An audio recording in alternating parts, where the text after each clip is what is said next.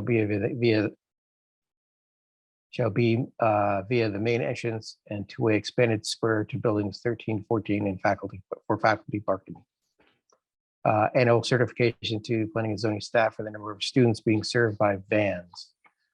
All student arrival and dismissal shall be private car or van, not to exceed 2 vans, and shall be via the northerly Lake Avenue entrance. Bus use is prohibited. Cars transporting faculty not to exceed 50 using both northerly Lake Avenue and Ridgeway drives, and a uniformed police officer shall be present on site to assist with Lake Avenue arrival and dismissal. External uses, camp uses are prohibited. Site use other than early childhood education and educational staff housing is prohibited. Ceremonies in the chapel shall be limited to, and this is actually something we should discuss, a specific time per year, calendar year. The applicant actually asked for occasional. I think we should be defining this a little bit deeper. And organized interscholastic athletics on the site shall be is prohibited. Additional conditions: no change in footprint of buildings is proposed or approved. Any changes in use, site plan, or conditions of the approval require P&Z approval. No demolition of chapel, and all exterior modifications shall receive ARC approval.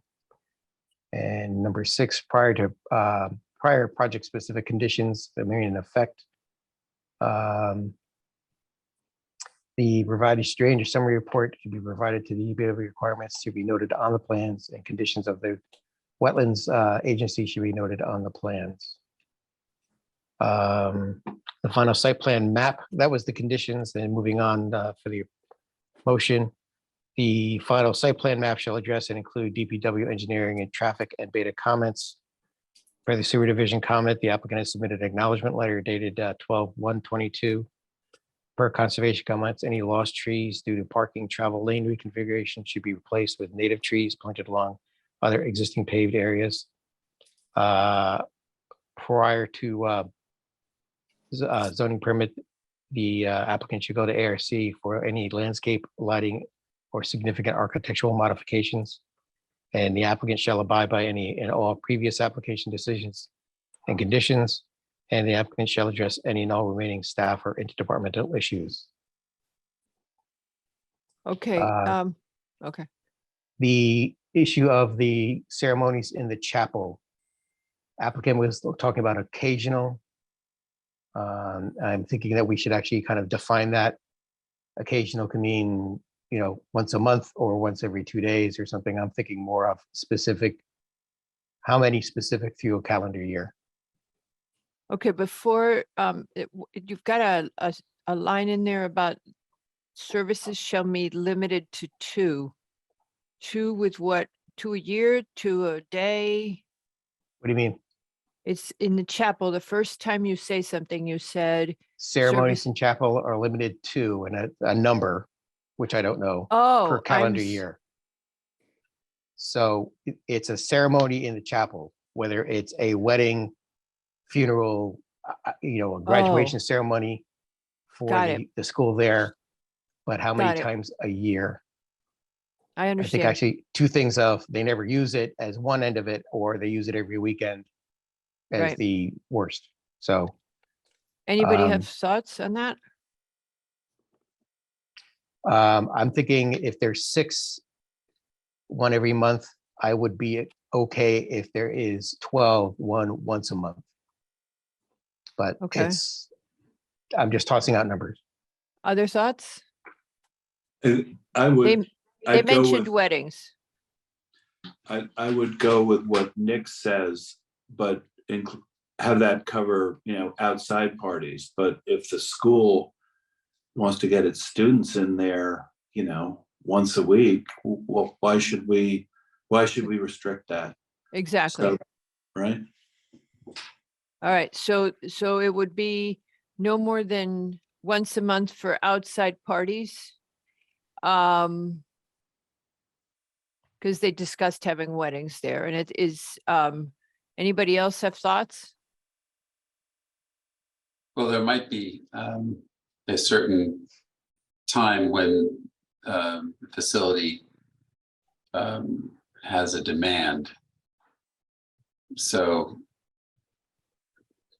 if you say once a month, but the demand is in May, So they have 5 in They- May and they don't have any in August kind Yeah. of thing. kind of thing. So I just bring that up. How about 12 times a year? Well, Something so like I'm that. saying, yeah, ceremonies in the chapel are limited to 12 as a number per calendar year. If they do all 12 in May, it's all 12 in May and Done. they can't do the rest of the Okay, year. good point. Okay. Okay, And to Mr. Wells' point, this is under external uses, so this is Okay. defining people coming to the site to use it. Okay, so if you're a graduate of the school from years ago and want to get married in the chapel, you can do that. But if they want to use it every single day for services, the school itself, they still can do that. Thank you. okay, so now question, okay, so is everybody okay with that? Next question for me was on the not taking down a building. It's the chapel and the gymnasium. I had that the auditorium, gymnasium, and the chapel will be Okay. preserved. Okay, and then you said there will be no demolition of the chapel at a different point, but that's good, as long as it's in there. Anybody else have anything that they want to add or delete or? In other Yeah, words. Madam Chair. Oh, go ahead. Oh, yes, sorry, I just wanted, so if we say preserved, in other words, if they want to do something, they should come back to us, is the point of saying that? If we say it should be preserved, then is there an inference that they have to come back to Okay, us? so, yeah, it's kind of split. The applicant said that they're going to preserve them. And then the statement is prior to any change of use, alteration of existing buildings or further development has to come back to us. So they're saying we're going to preserve it, and we're saying, great, if you do anything else on the site, you have to come back. And that would be those 3 buildings as well. Mr. Wells? Yeah, so I wanted to mention the energy narrative because, you know, we recall from last time, EMAC was pretty disappointed. So I'd like to propose following language: prior to zoning permit, applicant will resubmit an energy narrative that complies with section 6-14A22, and that EMAC judges to be complete. I like that. All right. Or I think, you know, we can tweak it, judges that EMAC judges to meet the standards as laid out in our regulation 6. Ooh, is it 150? 6-14A22. Okay. All righty. Anybody else? Dan? No? Okay. All right. If nobody else has comments, could I have a second? Second, Mr. Levy has seconded. Mr. McRae, how do you vote? Aye. Mr. Wells, Aye. Mr. Lowe, Aye. Mr. Levy? aye. Albin is also aye, and I apologize, Yeski, for asking you for comments when you're not seated. My bad. All right, we go to the next one, Round Hill Club, for a final site plan to install a tent from June 15 to August 2023, and then from November 16, 2023 to December 28th at 33 Round Hill Club Road.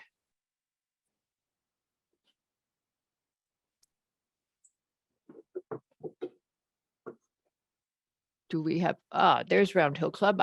Okay, you got him.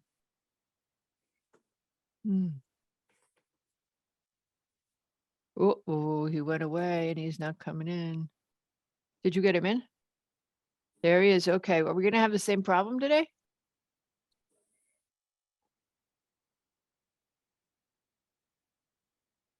I can't get him in, Patrick. You give it a shot. Oh, there he goes. Maybe. I hope so. Yeah, we go. I may not be able to bring people in. Is that possible? No, because I'm a co, right? I don't know. Let me double check that you're a co-host. I think you made me Hello. want to side. Hello. How are you? Bills. Yes, I'm Yeah. calling from Greenwich, not from Buffalo. Yeah. Always interested in Bills fans. Okay. So Round Hill Club, go ahead, sir. We don't know your name. Okay, sorry, my name's Will Duthie. I'm the club's general manager, and was notified by Greenwich Tent Company and Bruce Cohen and Michelle Cronin regarding today's review for the 2 tents, and just wanted to answer any questions that you all had regarding the application that we had submitted. Does anybody have any questions? We had some questions about the dates, and out of curiosity, we wondered what the events were. But Okay. it's not a zoning regulation thing. Everybody just asked yesterday. Got it. So the tent that goes up in June and comes down on August. August 1, that's just basically a shaded area that we established for our children's summer camp to be able to get the kids out of the sun for a period of time. They typically do like arts and crafts, and we'll have like balloon artists and whatnot come in and entertain them for part of the rotation. Will you have lighting or any kind of electrical service in that tent? There's electrical service nearby. All the activities are during the day.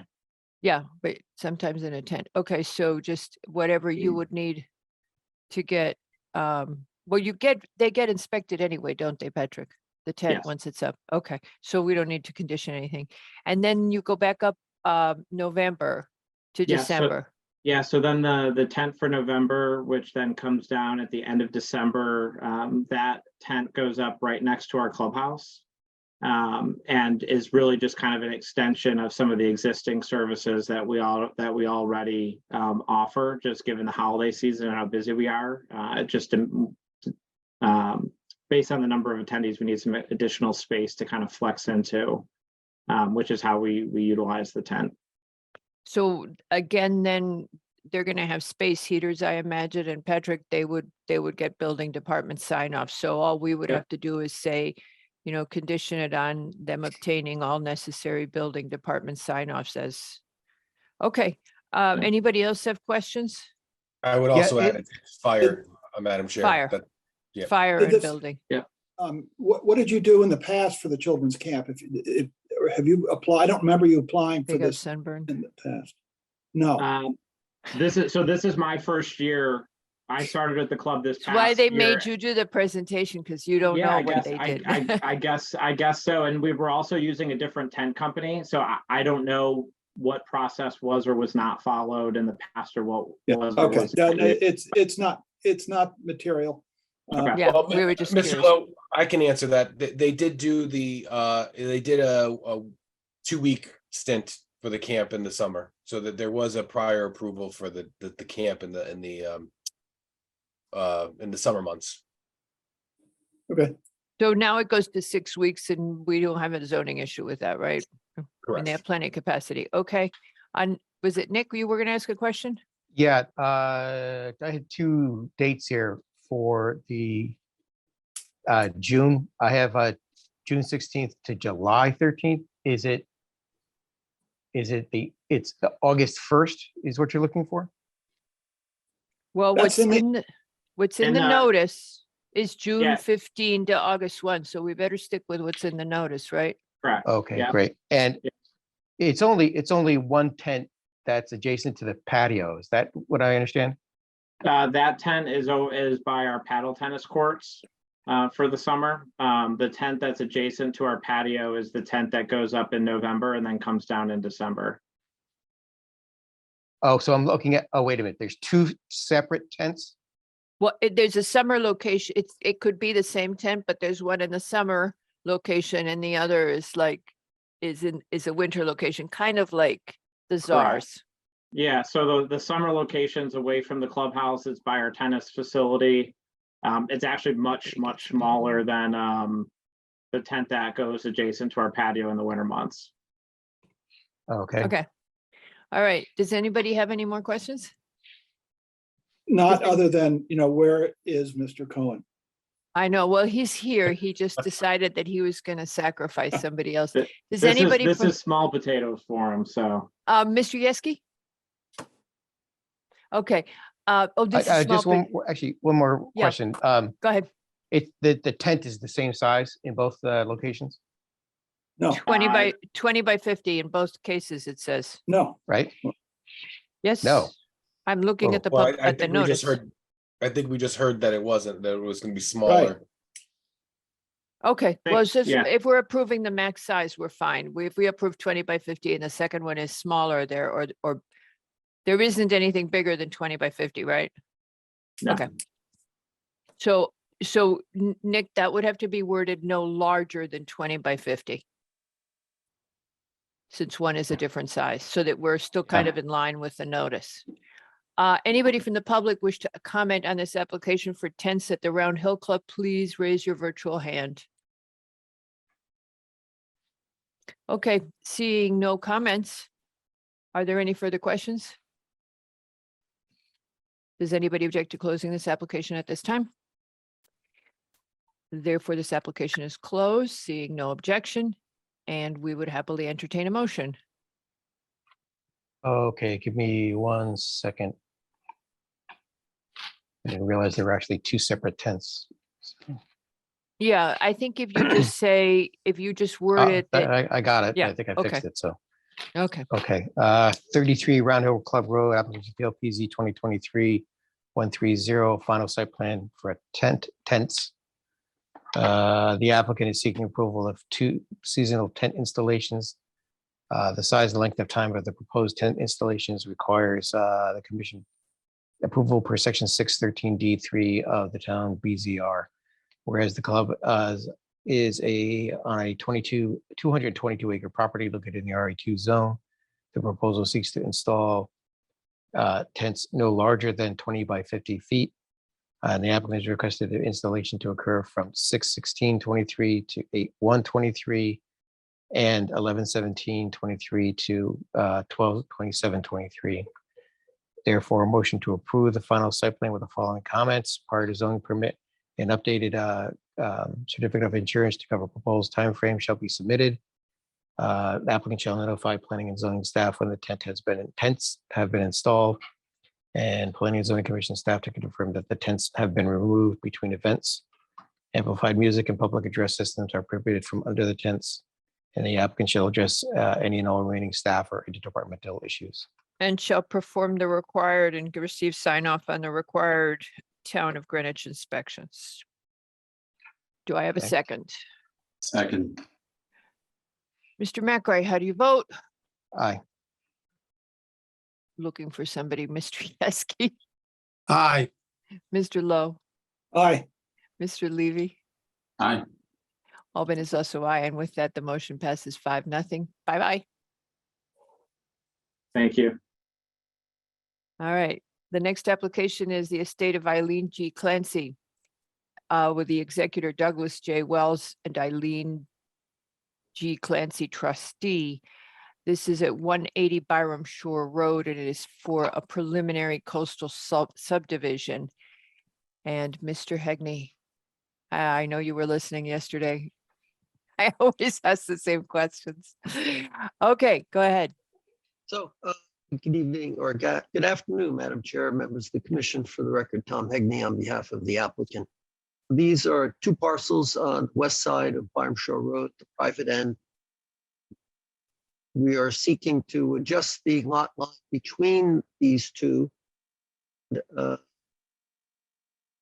These lots were created in 1966, and at that time there was lot shape requirement for determining lot area.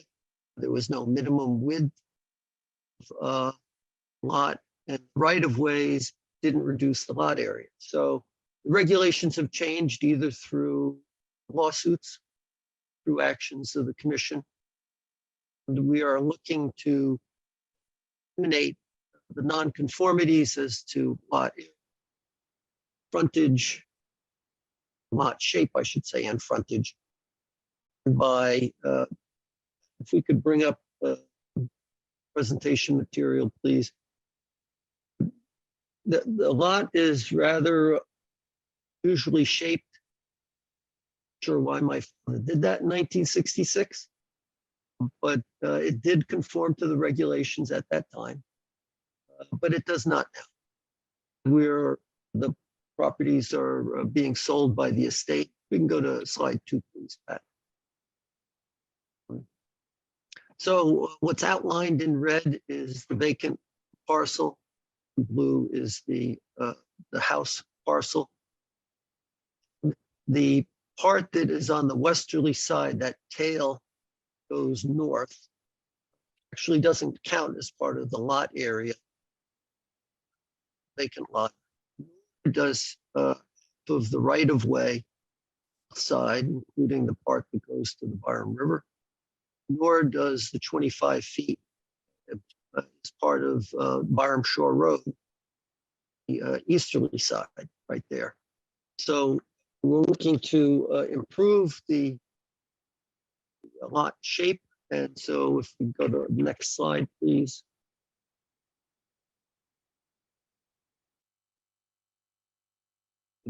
We still have the tail going to the Byram River, but that's not something that we could really do anything about. We have a very rectangular shape, the vacant lot, as well as for the with the house. They both now meet frontage requirements. They meet shape, as you can see, map. The issue that we have, which brings us to reviewing this with you now, the Board of Appeals, is because of the right of way on the south and east side proposed. We lose 7,323 square feet tool area when you're determining zoning area. For total lot area, it's greater than the 20,000 square feet required in the zone. But we're measuring it to the zoning lot requires variance because it's going to be less than it is currently. So that's what brings us here. We're not asking for approval tonight. We'd like to go to the Board of Appeals tomorrow night, present essentially the argument that I just presented to you, that we're making it more conforming. It does in fact have enough lot area total, hopefully receive variance from the Board of Appeals and coming back to you 23rd for final. So, Mr. Hegney, one question. Why wouldn't you be able to give lot 2 the tail that goes to the Byram River? And if the person still wants access to the Byram River, just give them an easement? That still would not give us lot area. Why not? to- Why wouldn't it give you lot area?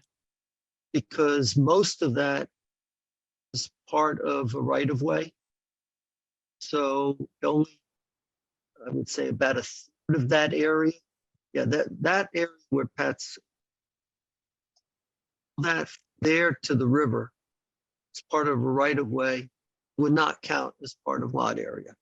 Just as 25 feet on the south side of this lot Right. 2 doesn't count. So it would only be a very small,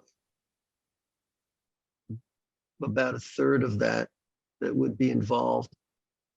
That doesn't come anywhere close to the 7,300 square feet losing Okay, of waste being deducted. all right. Just looking for ways to get that the zoning area up. Anybody have any questions or comments on this? All right.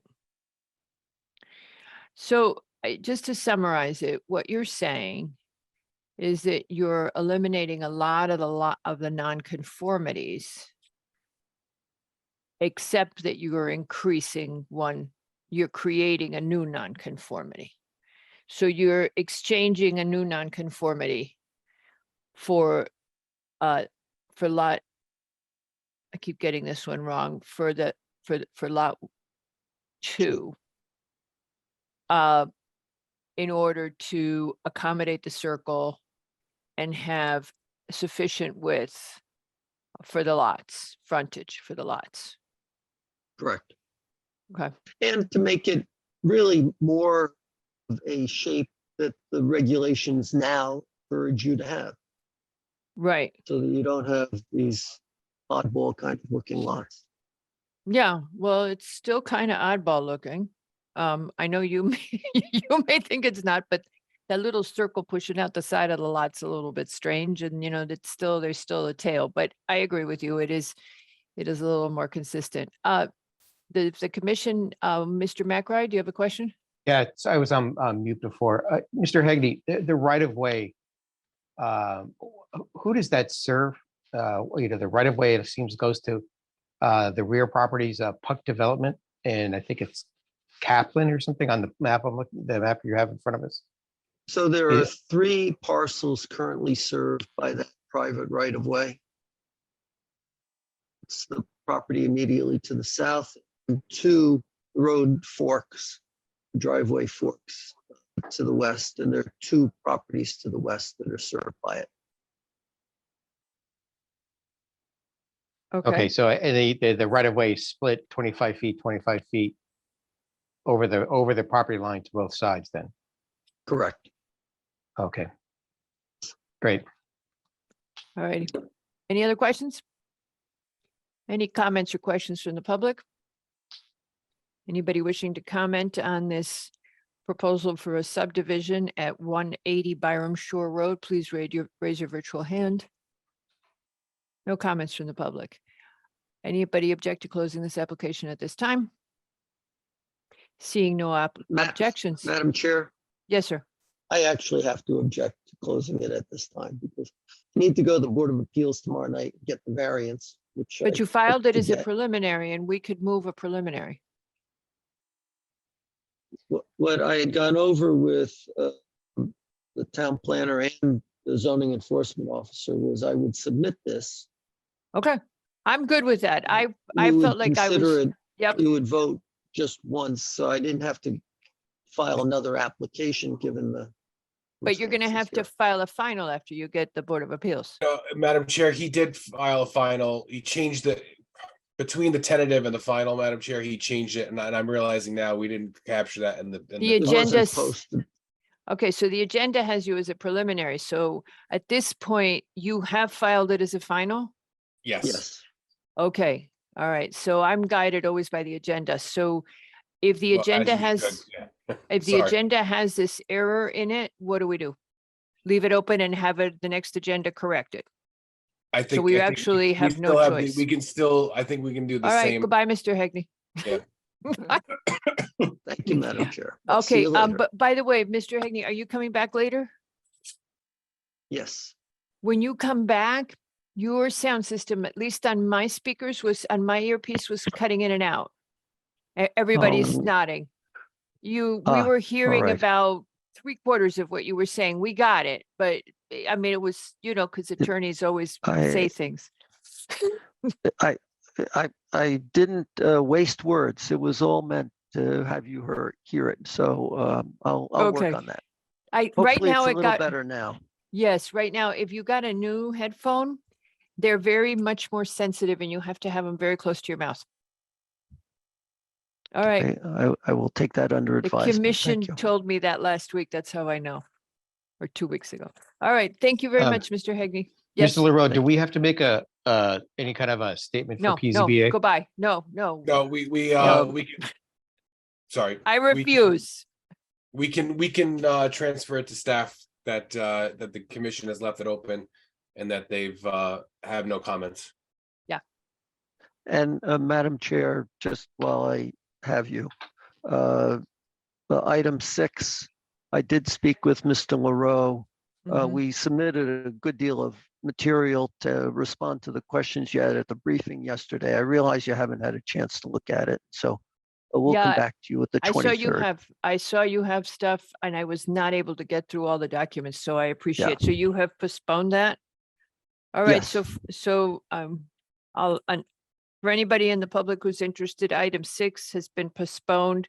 That's Antoine Blett at Orienta Restaurant for a final site plan for their outdoor dining at 55 Lewis Street. Thanks, because I wanted a chance to get a good look at the step. Certainly. All right, thank you, sir. Thank you. Okay. With that, then we still skip on to Louis Italian Restaurant and Bar at 134 to 138 River Road Extension. This is for outdoor dining.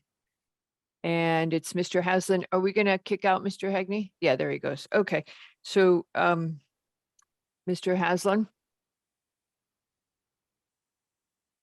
Good evening. hello. Chip Haslam for the applicant. You probably all recall having this before you last fall when we were still operating, I think, on the end of COVID regulations. And we were informed that we had to come back and officially get approval for this time without a tent, without heaters, et cetera, just as straightforward outdoor dining. Because the state statute changed. Correct.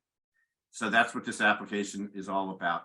But I did nonetheless give you the site plan that was approved last fall in the packet, just because there were some recommendations made by the commission as to if we were to come back in, would we consider making certain changes?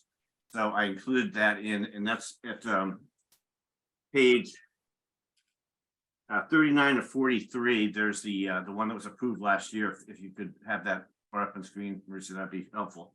And I just wanted to run through that with you quickly compared to what we're proposing now. So it should be the fourth to the last document in the packet, or as posted. Is she there? Yeah, Yep. we're working on it. Okay. What happened here? Oh, okay. While she's looking for that, I'll keep things rolling along.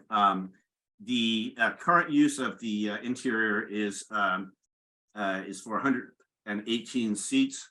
What we would do when we have the 20 seats that we're proposing, that the exterior seats during the season, is to close what's called the snug room, which is when you first come in the restaurant straight ahead, there are 20 seats. We would close that off when we have the 20 seats outside.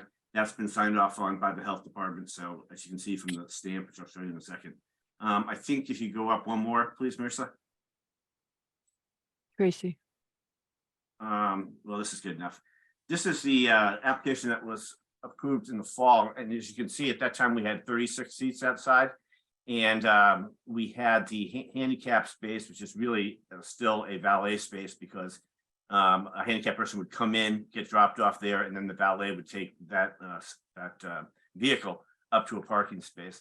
But it was requested, I think it's by Mr. McRae, that we consider moving all the seating in the handicap space down in the southeasterly direction, and then tucking the seating in closer to the landscape area by the service entrance there, where wait staff would come in and out. What you'll see, if you could scroll up to the one that we're presenting today, 20 seats, please, Marissa. Tracy. Oh, Tracy. Oh, it's Tracy. I'm sorry. Yep. The One more, new please. deputy, Patrick. the new deputy town planner. That's right. One more, please, Tracy. No, Here. it's Patrick. Patrick's operating it. Okay. Well, okay, we'll call you Tracy too then. That's okay. Just don't call me late for dinner. What we've done here is we've brought the handicap valet spot down in the southeasterly direction, as was suggested by Mr. McRae. Where the first row of seats, as you were coming out of the service entrance, were previously located. Now that's the second row of seats, and we've brought those two tables in closer to the landscape bed. So in other words, the whole area is in fact closer to the building, farther away from the street. And also we've created more of a distance, or greater distance to the entryway up above for valet and to access the upper parking lot. So to your comments yesterday about safety concerns, et cetera, we have in fact brought everything close to the building as was suggested last fall, and move that handicap space. The barriers will be similar to those on Greenwich Avenue. They're plastic but water filled. And I suggest to you that if I were sitting in this area, I feel much safer than I would on Greenwich Avenue. There's plenty of space, and this is a curve, but I don't think we have any concerns about patrons being injured. And certainly it's in the Louis' best interest to make sure that they're not. The other item was it's across the street at the Kitchen Design Center, which is 209 River Road Extension. We represented in our valet plan that we actually have an informal agreement with the guy that owns the kitchen design for using 9 spaces over there in the evenings when he's not in business, and vice versa. He can use spaces over at the restaurant during lunchtime hours when we're not that busy. It's informal, it's not in writing. It wasn't required as part of any site plan approval for either property. I suggest that the P&Z should be encouraging these kinds of informal relationships and situations like this, because it's good to relieve parking, although we're not asking for any additional seating in the restaurant or any additional space. We're just swapping out the 20 seats for 20 seats, and therefore I would ask that you not make it a condition that we formalize that parking arrangement. It's just being good neighbors and good business partners across the street from each other, and I think it works well, and there's no reason to mess with it if we can avoid that. And that's pretty much it. Any questions or comments? Mr. LaRoe, can you zoom in on the seating area? Oh, So, Mr. Haslam, I think actually a lot of this that was raised yesterday came from, I believe, started with Mr. Yeski in terms of, there's a curbless division between the street and the parking lot. And I think actually it was more of what could we do to make everybody feel safer. Appreciate the fact that actually it's kind of pushed closer to the building. I think my discussion yesterday was actually it probably could even be made smaller. There's an awful lot of space in that just for the 5 tables. Almost to the effect of actually the table 5, 3, 4, and 5 could be pushed towards the end, and even actually kind of angling the barriers or something to follow the curve of the street down to where table 1 and 2 is. Even shortening up those gaps in between the barriers between the building, to like 42 inches, that kind of thing, where it's actually closer. So it's really off the street a lot. There's only 5 tables out there, so you have a lot of latitude in terms of actually making that smaller and tucking it against the building to relieve our safety concerns. Okay. So How big what is that area in square feet? off the top of my head, I don't know, but if we were to just Hmm. try some reconfigurations with staff to, I'm assuming what you're saying, Sure. Mr. McRae, is move 3, 4, and 5 closer to the handicap, bring the barriers down, maybe on an angle or an arc. Is that what you're suggesting? Yes, exactly. All right, we're happy to work that out and make that a smaller area.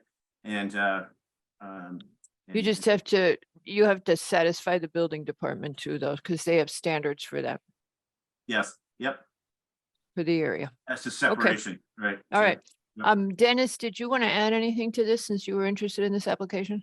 No, I think Nick had the idea that we were trying to make this further away from the street or anything else that they could do, because it, with people and driving and joyriding, and this is like, wow, when you drive by there, it looks awfully accessible. So, Mr. Aslan, there used to be a tent there. That's no longer going to happen, right? Mm-mm. No tent No No tents. tent. anymore. And these barriers, they're Jersey type barriers, but they're filled with water. What are I can't read that writing. What are the little holes? What are those posts or what? They're planter pots. Planter, Just, okay. yeah, they're really, they will not necessarily protect a car from going through. They're really for aesthetics. But they're added visual to let somebody know that this is an area that's a dining area, it's not a drive-in area. But so it's aesthetic and a little bit of a pay attention indicator. I always wondered why they've not put a curb there. Okay. Does anybody from the public have any comments on this application? This is for outdoor dining at Louis at 134 to 138 River Road Extension. Does anybody object to closing this application at this time? I What? just want to know if anybody's got any feelings about the parking agreement. I'm glad that there's some kind of a gentleman's agreement, but do we want just a note or a memo to the effect just to have something in the file? I don't think it's necessary, Mr. McRae, if they're not Okay. trying to gain any zoning conformance from it. I Okay. think I think those handshake agreements exist, and as long as they're not enforceable and not creating an issue for zoning purposes, I don't think we need to get entangled in it. Very good. Thank you.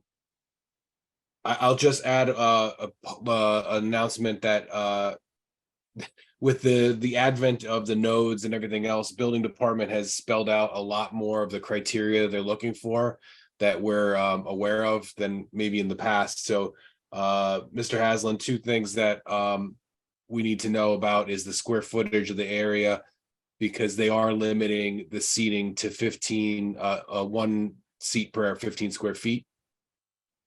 So if that area, I only bring it up because if you're going to manipulate it and you want to keep that number, it needs to be the right square footage. Thank And you. the other thing that they're looking for is ADA accessible seating out there. I know this is pretty much at grade, so you shouldn't have any ramping issues, but for every 25 seats, you're going to need to have 1 table or two, a table for 2 that can accommodate somebody or persons in wheelchairs. So that will have to be out there as well, and it would need to be marked. Is So- that true, even though it's got less than 25 seats outside? It's 1 for up to 25, and then 25 and more every up from that it'll get to be a larger number. So the first 25 you need 1. All right, so I could have 1 accessible seat at one of these tables, basically, that would take care of that. Well, the code reads actually interestingly, it's 1 seat, but that seat has to have an accompaniment chair with it. It can't be sort of a solo table, right? Or one chair. It would have to be 2 essentially, right? So it'd be one of these tables, basically, is what. it would be. Right. Okay. Exactly. It would have to be accessible. And again, they could have 4 seats at it. That's not a problem. It's just that it needs to at least accommodate 2 persons. All right, thank you.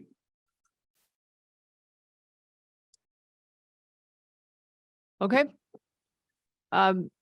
If there's no objection to, anyway, so on the dining, on the whole thing with the parking, since it is not it isn't required for them.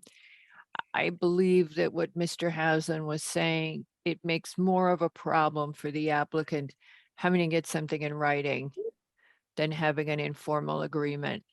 As long as the neighbor doesn't object, and what I think we should just do is put it on the record that the applicant has stated that there is an informal agreement with the neighbor that allows for, how many spaces is that again? 9. For 9 spaces to be used on their property. And that way we have it in the decision if ever it becomes an issue. I never knew it was an agreement. I see people park there and I think, wow, is that all right with that store? Because they park there in the middle of the day when the store's doing business. Yeah, well, they're not supposed to. It's supposed to be just in the evening with the valet. taking Well, them out and see, people. that's what I was wondering. I was there for lunch not long ago. The main parking lot was full. And the person parked across at the shop. And, now that's taking up their own business parking. Right. So that is a concern. So I think we should just note that it exists and we don't have to ask for it since it's not required. Okay, so does anybody object to closing this application at this time? Seeing no objection, this application is hereby closed and we would entertain a motion. Okay. 136 River Road Extension Application, PLPC 2023-123. This is Louis Restaurant. Applicant is requesting approval to alter dining seats within an existing parking lot that will displace 4 parking spaces on a 13,000 square foot lot located in the LB, P, PRIO, and COZ zones. The commission finds that the applicant has stated there's an agreement with a neighbor to utilize 9 adjacent parking spaces on off hours. Therefore, a motion to approve the site plan noting the following: prior to zoning permit, the applicant shall provide or secure revised plan showing a smaller barrier closer to the building encompassing the proposed 5 tables and no reconfiguration of accessible parking space. All necessary planning and zoning commission requirements per section 6100 of the BZR. all necessary interdepartmental conditions per section 600 of the BZR. The applicant is limited to 5 tables, 4 seats each, a total of 20 seats in the parking lot. The applicant is requesting seating from April 1st to November 20th, and the hours of operations coincide with daily restaurant use operation, 11:45 a.m. to 10 p.m. Do I have a second? Second, Mr. Levy has seconded. Mr. Yeski, how do you vote? Aye. Mr. McRae? Aye. Mr. Lowe? Aye. Mr. Levy? aye. Albin is also aye, and with that, the motion passes 5-0. Thank you very much. Thank you. Bye, Mr. Heslin. Good night. Good night. Our next application is also one for outdoor dining. This is at 64 Greenwich Avenue. It's the Ginger Man. It's hello, Mr. Burns, Christian Burns, for a final site plan to add 26 seats. And I think we're going to have to amend that a little bit, Mr. Burns. So if, are you, I hope you're parked, sir. I am, yes. My apologies. The meeting was already at one point told 7 o'clock to me, and I'm traveling at the moment. No, in but the olden days, it was 7 o'clock, but since COVID, we've been so slammed with applications that we now start very early. During the recession, we started at, 10 o'clock. No, just kidding. All right, so Mr. Burns, do you want us to sort of talk to you and we'll tell you basically what we understand is that the building department won't approve how many seats you originally proposed. But if you guys talked to him, Patrick? I believe, hold on, who was the staff person? I think Jackie has been in contact with you. Jackie has been in contact with you. So you know that the building department won't approve you for the 26, but they would give you 16 with 16 and 4. 16 and 4, yes, correct. They would give you 16 in the node and 4 in the sidewalk. And the limiting factor is that they made rules, that the town made these rules, not us. This is one you don't have to blame us for, that you can't extend past your storefront anymore. And they have a limit to how many people you can put in a node. Yeah, the only reason they let us go past the storefront last year in the previous year was because the crosswalk intersected our frontage. Right. And they allowed it, but I guess that has come to an end. Yeah, I think they were accommodating people a lot for the pandemic, and now that it's going to go on forever, the retailers minded in general having the nodes intrude on their space, and they gave the first selectman a very difficult time over it.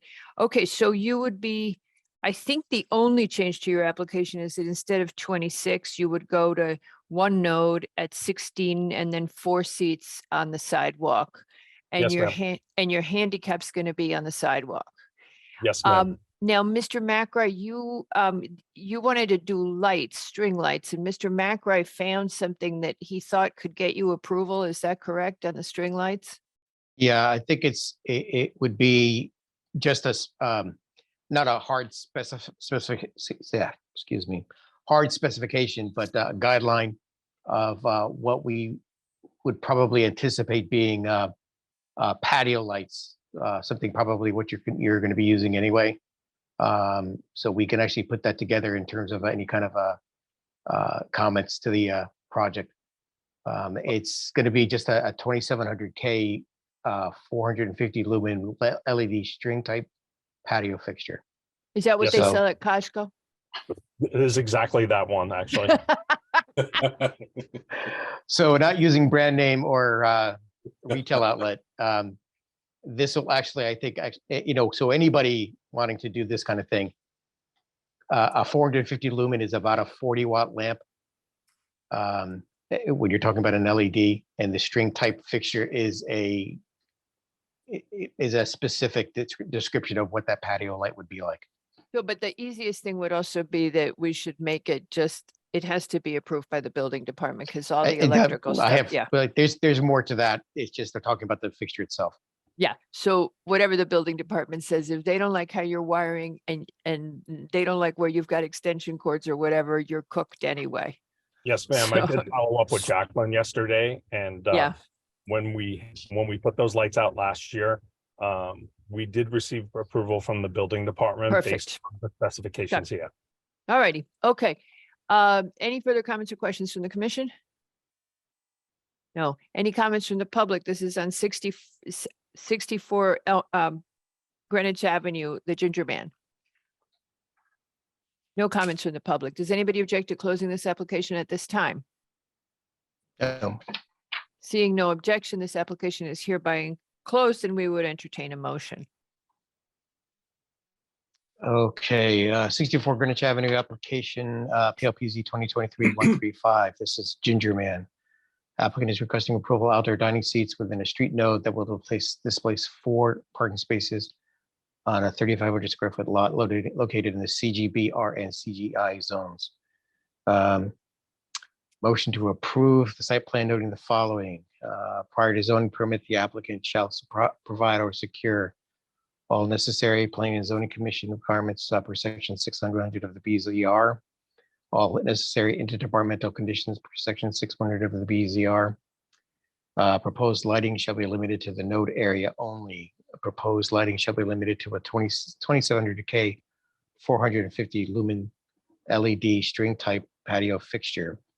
Proposed lighting and installation shall meet all applicable Connecticut building codes. The application is limited to 16 seats in the node and 2 accessible tables of 4 seats on the sidewalk for a total of 20. Node seating shall show conformance to applicable Connecticut occupancy codes. And the applicant is requesting seating from April 1st to November 20th. Hours of operations to coincide with daily restaurant operation 12 p.m. to 10 p.m. Do I have a second? Second. Mr. Yeski, how do you vote? Aye. Mr. McRae? Aye. Mr. Lowe? Aye. Mr. Levy? Aye. And Albin is also aye, and with that, the motion passes 5-0. Drive safely, Mr. Burns. Thank you for your time. Bye-bye. Have a nice evening. Bye-bye. All right, one more restaurant. The last restaurants, because we're skipping number 6, is Doppio at 41 East Elm Street.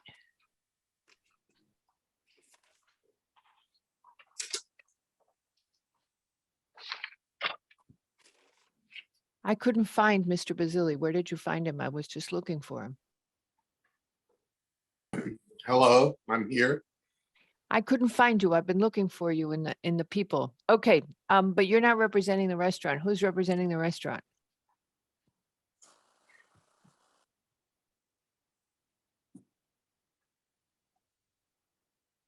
Would whoever's representing Doppio, please, oh, there you go. Louis Berezi.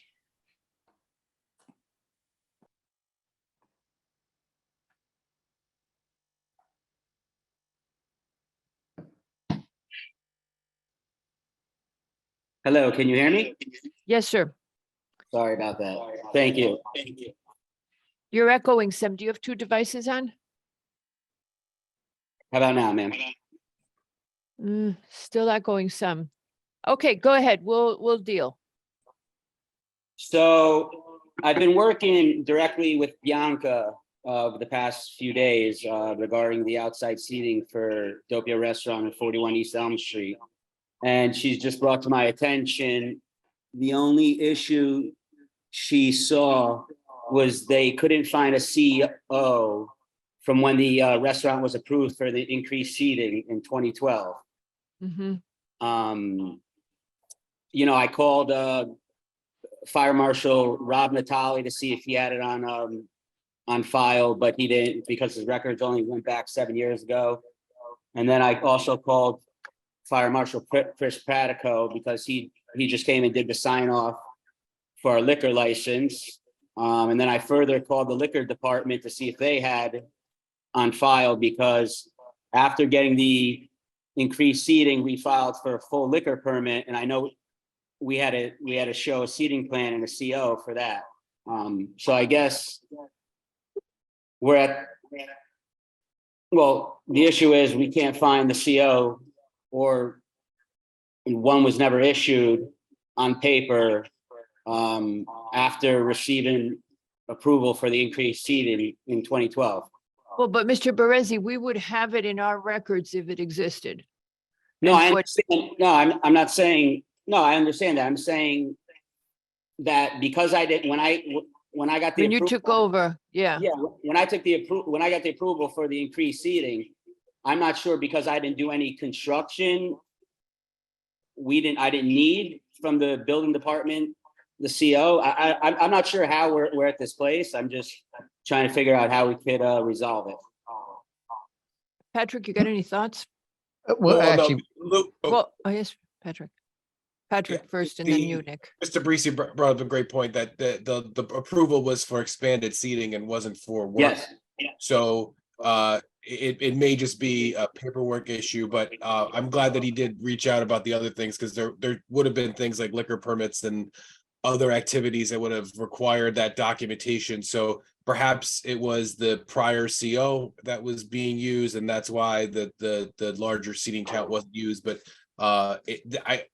not to make it de minimis, but I think this is a something that can get done before we endorse any outdoor seating and move on that way if the commission is so inclined. Yeah, okay, so can we accommodate, do you know when DPW is doing the next set of jerseys? And can we accommodate Mr. Berezi before that if we can get his issue resolved? It is Monday, but the deadline is this Thursday. So if the commission is inclined to do that, we would need to have everything addressed before the end of business on Thursday. Mr. One other thing, Berezi? Commissioner. Yeah. I know you guys asked for, because with the increased seating, I had to get private parking, which I get from Aldo Pascarella across the street. And I have the contract between him and I that I'm going to send over to Bianca. I sent over my lease. Good. Just moments before, because the lease for the parking and my lease for Doppio have to reflect each other for the dates. And I have So- both of those. So, do you think you can find your CO by Thursday? No. I mean, okay. I could search for, is there another way where we can get the CO approved? yes, there's actually, that's not approval, Mr. Baresi. Two things I may suggest. Yes. If you filed for the liquor permit and had to provide the CO with that documentation, He Well, I asked you them- called should- the liquor department in Connecticut, and they didn't have anything on file, They- or They don't Did have you- it, that's, right, Mr. Baresi, did you file for the liquor permit? I used a lawyer. I used Tom Brennan out of Okay, Sanford. so if you file for the liquor permit and the CO is required, maybe the attorney still has it. Other I called suggestion him, is but that he you doesn't contact have the it. record division of the building department directly. Excuse And me? you should I suggest that you contact the building department record division directly. Yes, Bianca did this morning. The CO's there and go into the files and look, because they may be able to find it or ask. Well, she went this staff. morning and she said that it wasn't there. Yeah, we haven't So- been able to find it, Mr. McRae, and I think it's that reason I just mentioned that the decision of the commission to expand the seating was not directly related to a building permit. So the prior applicant or the prior approval didn't have any work to get done, so to speak, but we need to correct the seating. So I think the way that we can do this, and actually staff just helped me out. There's no outdoor nodes, Madam Chair. There's no on-street. right, they're, So we they're don't, just- so yeah, we don't need to worry about that deadline. So we can work together. I'd and forgotten so- that. Yeah, so this application. Elm I- Street, of yeah. course. So Okay, this application, we can process the conditions of the approval from the commission. It's still valid with the state statutes extending site plan applications. And just go at it like we would for other applications, just a so little. we later. would just approve it and make just a condition that he has to have the CO Before we install the. before he before can outdoor dining. install the outdoor dining. Okay, I'm good with that. I just hate to hold people up because it's about to get warm and it's nice for people to go out, No, but and we would on do the other it as, hand, yeah. Mr. Berezi, so you know, if we approve you outdoors and you have an insurance problem. I- Now, I speaking sent- of insurance, did you update your insurance? Yes, I sent it to Bianca as well. Okay, I didn't see that, but if you send it today, we can't keep up on Tuesdays. So, all right, so you have submitted the new insurance and you're covered. And what we could do, Patrick, is the other option is that he could reduce by 2 his number of seats outside. That's also true, but again, if we're what reducing it by 2 wouldn't expedite anything because it would still need a CO. Right. Okay. So you don't go outside until you have your CO, but we'll approve you now and condition it that you have to have the CO. Okay. And we drive by you all the time, so you have to be good, okay? No, I mean, I'm trying to do the right thing and, get. And I don't understand why the Mealy store went away. It's so weird. Oh, yeah. Actually, that lady does very good work though. The dresses. Oh, good. Interesting. Yeah. Yeah, so maybe it'll bring you more business. All righty. thank you. Okay, so Okay, so I just want to make sure I understand. So, he doesn't have a CO. We're gonna approve him, but condition him that he can't go outside until he's got a CO. Well, So let you me definitely- clarify. Go ahead. The CO for the expanded seats that was approved back in 2016 or I don't have the date here. 2012. 12. Oh, wow. 2012. Okay. Thank you. 2012. So we'll process the paperwork so everybody's documentation matches the current seat count, and then we can take that outside, and then we'll do that as the commission wants after we get the CO paperwork. All right. Okay. Any more questions from the commission? Mr. Percy, do you know what you need to do to get the C of O? What things? No you need? idea, because he didn't do any construction. He added 2 seats and he shouldn't have done any construction, but he should still have a valid C of O because he got a liquor permit, but he Right, doesn't have a right. copy of it. But he's the question is, does he know where to look? What No, he- not Yes. really. But So we well, just told him to go to his lawyer because his lawyer should have saved a copy. in Yeah, I short, spoke to Mr. my Levy, lawyer. He doesn't have a copy. Well, I'm not gonna make any comments. Yeah. In short, the list is updated floor plans that need to be approved by us in zoning and building. So once we get those, So the thing to do is for Updated him floor to plan. just get a new What? CO, just start over and just get one. Right? the expanded one. Yep, correct. Yep. Okay. All right. All right, and that's for the building department? Yes. That goes to the building department. It's gonna start Yes. with us, Mr. Levy, and then we'll go to zoning and building. Yep. So this would have to go on a meeting again? No, No. just with staff. No, We're gonna be we're working with, saving you departments that. now. Okay, thank you. We're saving you from seeing us again. So you need a plan showing the existing conditions, Okay,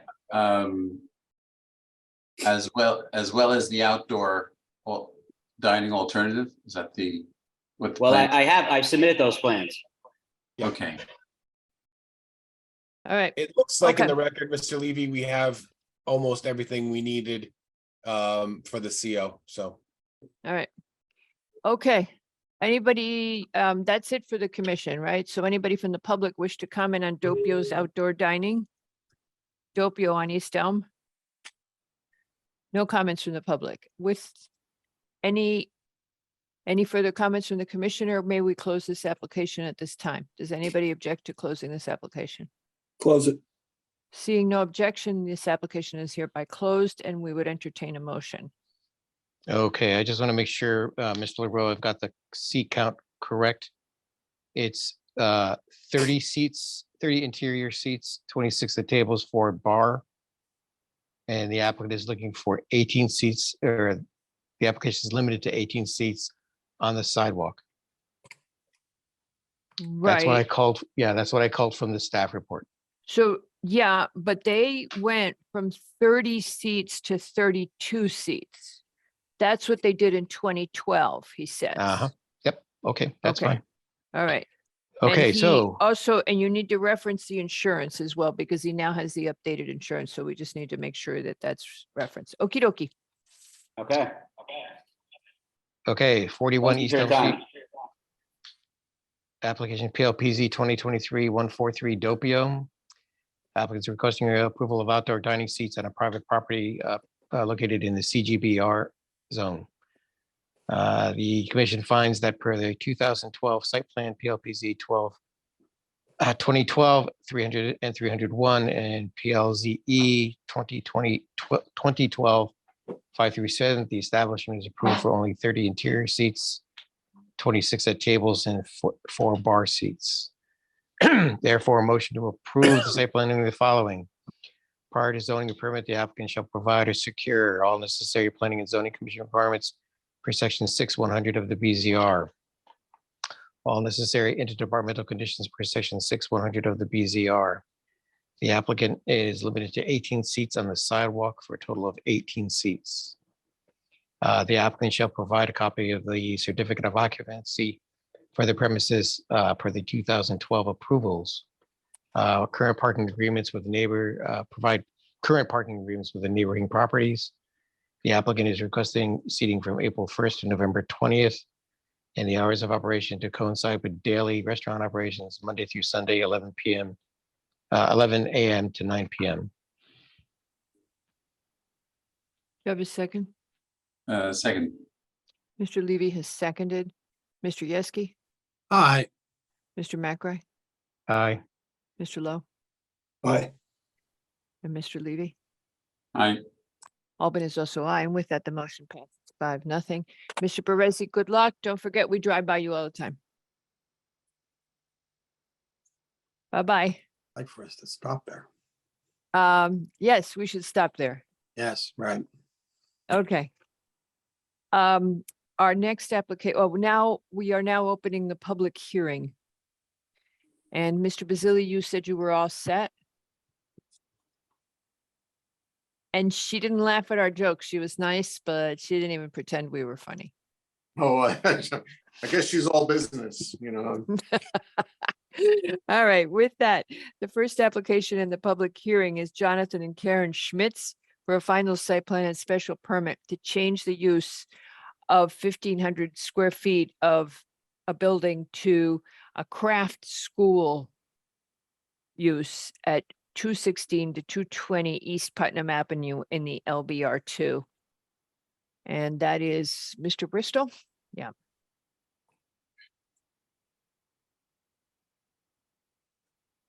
Hi, Mr. Bristol. Oh, good evening. So I'm going to jump out at you and start with a question that we all discussed at the briefing. Karen, So can I just interject? Actually, my clients are in attendance. Actually, they're going to take the lead. I'm happy to address the question, but I also wanted to make sure they're brought on because this would be Erica Allen. there you go. I'm not sure if they're all on the same Well, phone. there's only one up. That one went away. Did you get them already, Patrick? Okay. All right. be Joanna. So, Mr. Bristol, we got an email from you today that talked about the DOT right away and the encroachment and how you all had approached various political figures in town to facilitate you using that area that the DOT owns and is their right of way. What I don't understand looking at that is why don't you just file an encroachment permit from the DOT website and get an encroachment permit? That's what you need to do. Well, we were told that I was told by the state representative, the state DOT representative, that a lease, it had to be leased or purchased. I mean, and I spoke directly You don't with. need to, but if you didn't need to ask for a lease, you needed to go to them and say you want to do a permanent encroachment. At least that's how I know this. And the thing that's a jam up here is, as you may remember, the day that we talked to you the first time, we had just been talking to Jim Michael from DPW, who, as you know, is highways. And he said you needed to go to the DOT and you needed to get this permit. The advantage of getting the encroachment permit is that once you have it, you can also repave the lot, because the DOT has on their website the specs and the details for pavement repair for land that is under encroachment use. So if you could get that, and we can help you, Jim Michael, if you are really nice to him, is an expert on getting encroachment permits from the DOT because we have to do it all the time. It is a process. But all you've gotten so far is basically that if you leave them alone, they won't come bother you right now. And Yeah, that's a risk for the business. Okay, so I understand what you're saying. Again, what we did was I personally contacted the DOT. I also didn't see a memo whereby from DPW suggesting an encroachment permit. No, because this was, I told you that day, I had been in a meeting with Jim Michael and I informally said to him, what if somebody had this issue? And I didn't mention your name. I didn't mention the application. I just said, just for my general education. So we could go to DPW and we could get a comment from them. Patrick, how would we do that? Get help We from can them. just solicit the comment and let them respond with their practice. I think also it'd be important to talk to reps from the state about the process and make sure that we're not missing any steps or any, leading anybody in a different direction. The only state rep, I mean, you mean the elected ones? I meant state, no, from DOT, representatives of DOT. Well, he called someone from the DOT and they blew him off is essentially what the email says today. Well, that's maybe why if we have Jim and myself or somebody else talking on that, they would perhaps understand that we're serious about this. Trying to get you enabled to have some sort of assurance that you can use this right of way so that the business is protected. Yes, I understand. I guess there's a couple different things too. Let's not be lost that I do represent Make Modern, who are prospective tenants. We're not prospective purchasers, and the property owner has already indicated they had no interest in working with the state in order to get something like that. However, it was discussed in terms of a lease or a purchase, not necessarily an encroachment permit. I'm not sure if that changes his attitude or not. So that's something that we can discuss. But I also wanted to make sure that I allow my clients to speak who wanted to, open up and to mention a couple of things that are important to them so that we can address this. I mean, at the end of the day, we don't require the front to function really. I mean, it's nice to have, and we anticipated that people would use it because people have been using it for many, many, many years, and it's not ours to block either. So it's a situation where it's physically in front of us. People will use it regardless of what we do. When I say me, I'm speaking on behalf of the property owner to some extent. We're not allowed to block it, but we also can't count it. So it's a very odd duck situation that no one knows what to do with, frankly. But I really would like to pass the mic over to my clients to let them speak and get their thoughts out. And we really want to help you guys out. We talked to you guys the last time that you were before us, and it sounds like a great business and a great use. So we're trying to figure out how to help you. Did you have any ideas on how we might do that? Because you did describe your business model the last time. And I think you're muted. We can't hear you. All right.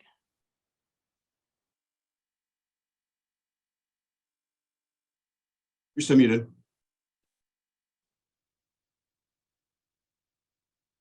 You have to connect to your audio.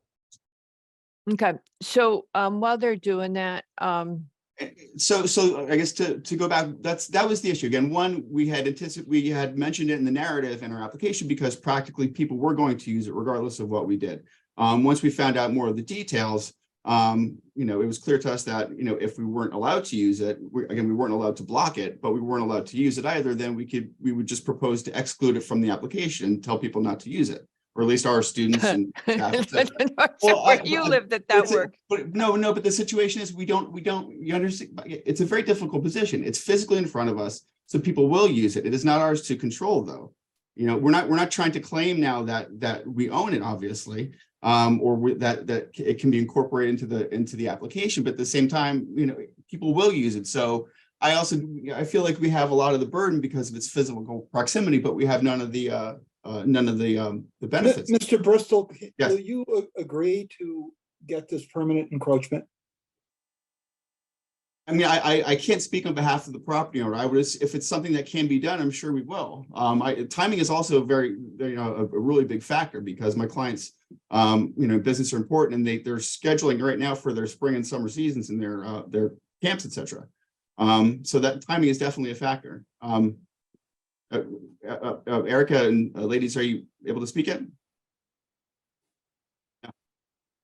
Ladies, the caret key next to the mute button there, if you click that little up arrow, there should be a selection of your microphone, and you just want to make sure you're on your device microphone, whatever that is. Usually it's the middle option, but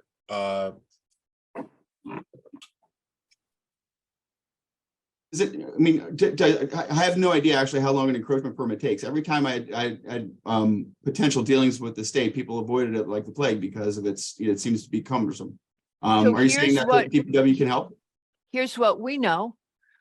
What I've learned from talking to other people, and this is just anecdotal, that if a private human being goes to the state for an encroachment permit, it's not bad. If a municipal entity goes, it's a whole nother ball of wax. So Jim Michael can tell you how it works. Patrick can help. We can tell you what we know. He knows, we've learned a lot ourselves. And it's just that you have this parking and you're converting to a school use. What's going to happen with that parking? And will you have a liability problem? Patrick, did you want to add something? I did. I mean, well, I had a question as well. I'm not understanding why the property owner here who has been benefiting from this area for all this time would not want to clarify the issue so that in the future we don't have this problem. I mean, it seems like I don't know what the state's going to say, but it seems like it's an area that the state has either annexed off on its own by letting all the work go on, or seems like there wouldn't be an issue. But I do know, dealing with them and other issues, is that when you have drop off and pick up activities on the state right of way, that is not something they want. They want you to pull off the road and they want you to go on the property and Yeah. disembark from the vehicle. It's when the possible. kid issue is a lot of the question here. And we're Then we'll have sorry. our students not do it. We'll instruct people not to So do how- it. I It's- guess it is how is public. that- People that how- are getting how are- pizza can park there, or one of the All convenience. right.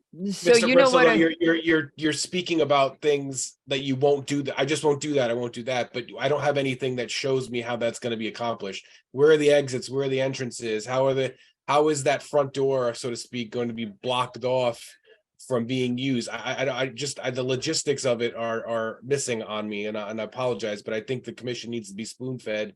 What exactly are the measures that are going to take to avoid use of this front area for this particular tenant, but then also going forward with the other parts of the property? I Can't definitely understand. can't we as a commission ask him to do this? and be Yes, done we're with it? telling him to do it and we're done with it. Yes, we're trying to be Thank you. super helpful and nice, but I mean, I feel badly because I want to help these people and fix it. We're happy to help you, but you've got to file for this encroachment permit. I think your first thing is go talk to Jim Michael. Can we speak? Yeah, we can hear you, Alice, Lori. Lori, you're just gonna have to turn off the volume on the video with the camera. I we turned can- one off. I muted them on one. I think we. No, they're gonna have to turn the volume off on the one that's in front of them. Well, if you mute them, it works too. No, that doesn't. Okay, Giants go have ahead. elected to receive. All right. Lori, go ahead, unmute. No, Lori, you're muted, Lori. Unmute. Okay. I'm Erica. Stop. One instance. Someone log off. Patrick, you're muted. Yes, he knows that. Please turn the volume off on the desktop computer.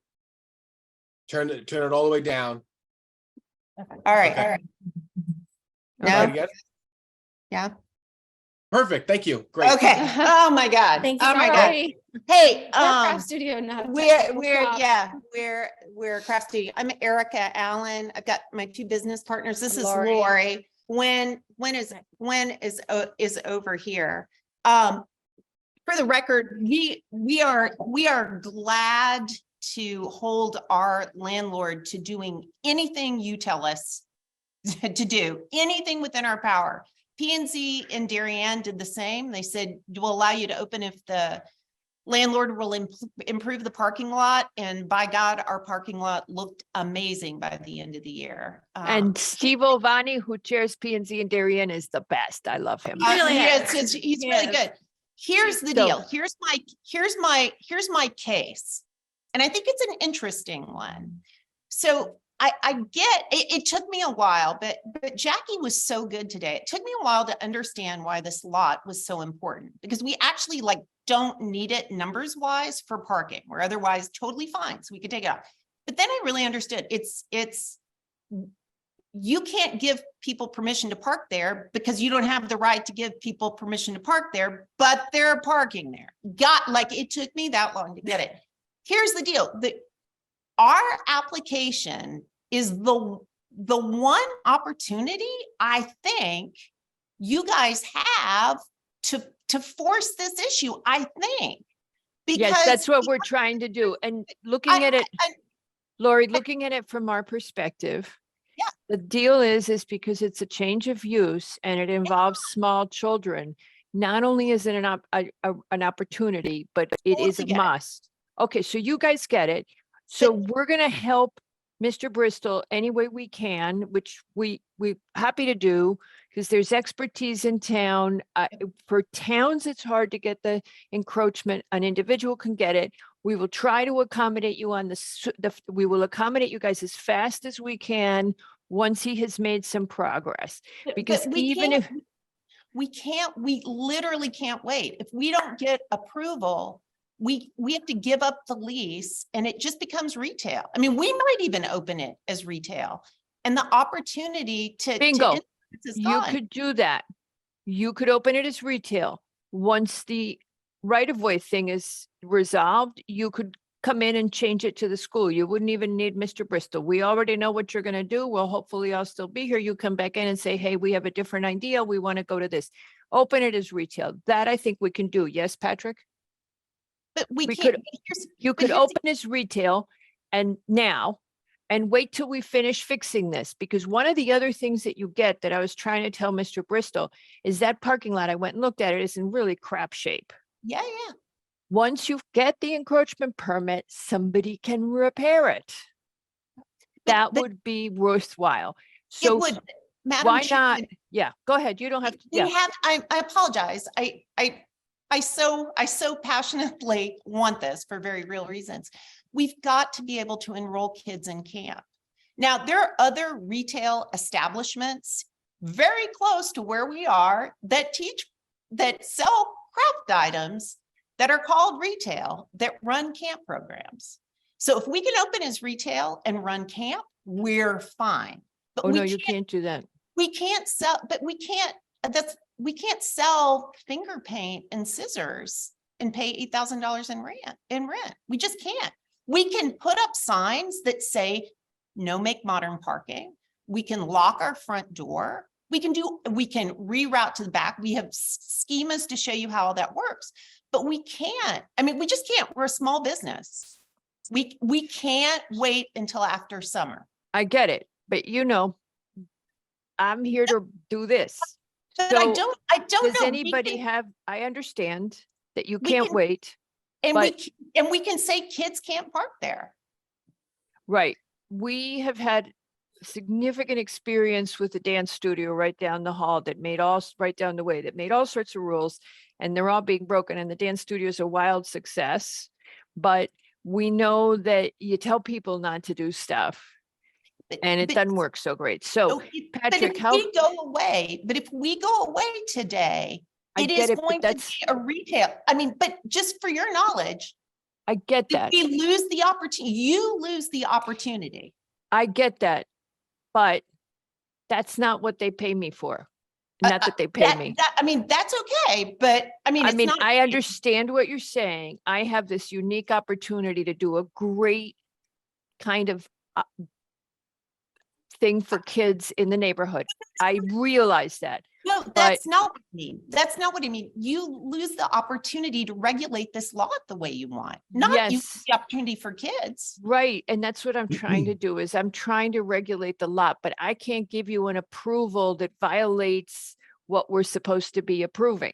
You're not violating. We have the permitted required parking that we are required to have by your regs. And there's ample parking for customers. If you want, we'll park, we'll do it however you want to do it. But if we go away, Okay. it just stays a retail requirement that doesn't have to do anything and everybody parks there.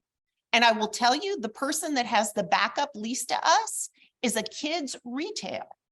So it's Okay. kids parking there. I hear you. Does anybody have a suggestion on how we could move this forward without addressing this issue of the encroachment? They, as I remember, hold on a second, ma'am. As I remember, they actually don't have enough parking. There's only 1.5 spaces that are outside the right of way. No, There's no, just we 5 have spaces in the back. 3. We have 3. You have 3. And You we have have 2 instructors. 2 teachers. Okay. I put together a little diagram because we wanted to figure out ourselves the best way this would work. So I don't know if it's possible to share my screen from my original, what's on our computer. that- No, because anything you do has to be in the public record and all that. Does Patrick have a copy of it? No. Patrick, can they send it to you or something? If you could send it to me and then we'll put it in the record and then. Oh. Okay, so you can know it screen share now. I guess we can let them screen share, right? For the sake of time. Yeah, all right. So if they need 2 parking spaces and they cordon off all the rest of the parking, then what is I'm stuck on what we're supposed to do with this change of use. Does anybody have thoughts? I just, Patrick, can you just verify the residential building requires 2 parking spaces? If it is a And- 2-unit, it would be 4. If it is a single occupancy, if it's 2 It's 2 units. If it's less than 2 bedrooms and it's 1 unit, it would just be 2. Okay, so let's say, It's 2 let's just say. apartments. for No, I apologize, Ms. McRae. This is a mixed use. I'm mixing my metaphors here. It's Yeah, one, it's Okay. 1 space per unit if it's in the business zone. with So- business zone So property. here's the bind that I have is that, okay, the residential building needs 2 units, 2 parking spaces. That's 2, right? Mhm. Okay, the commercial rear building, which is currently closed, needs 5.6.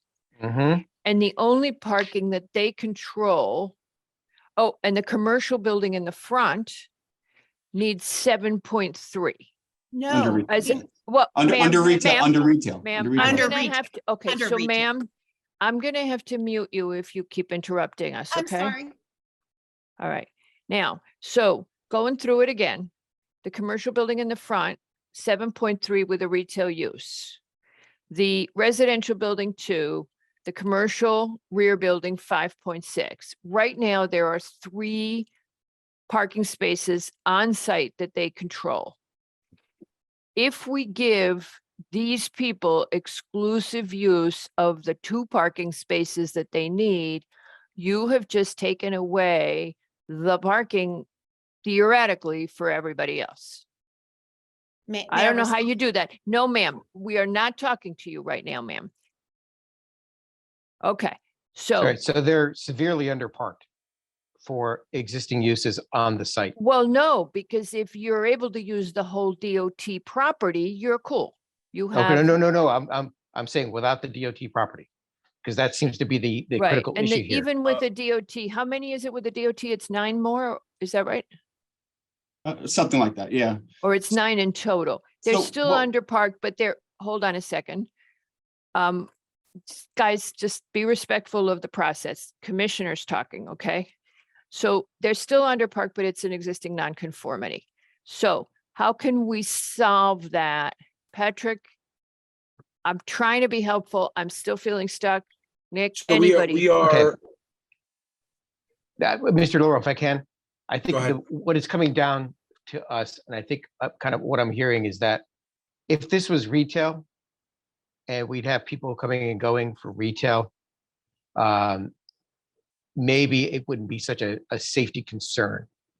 The fact that we have camps and classes and we have people coming and going with children, queuing for camps, so on and so forth, No It queuing. raises, There's no it queuing. raises, excuse me, Ladies, please, can we, it's a response and answer raises- thing, so please.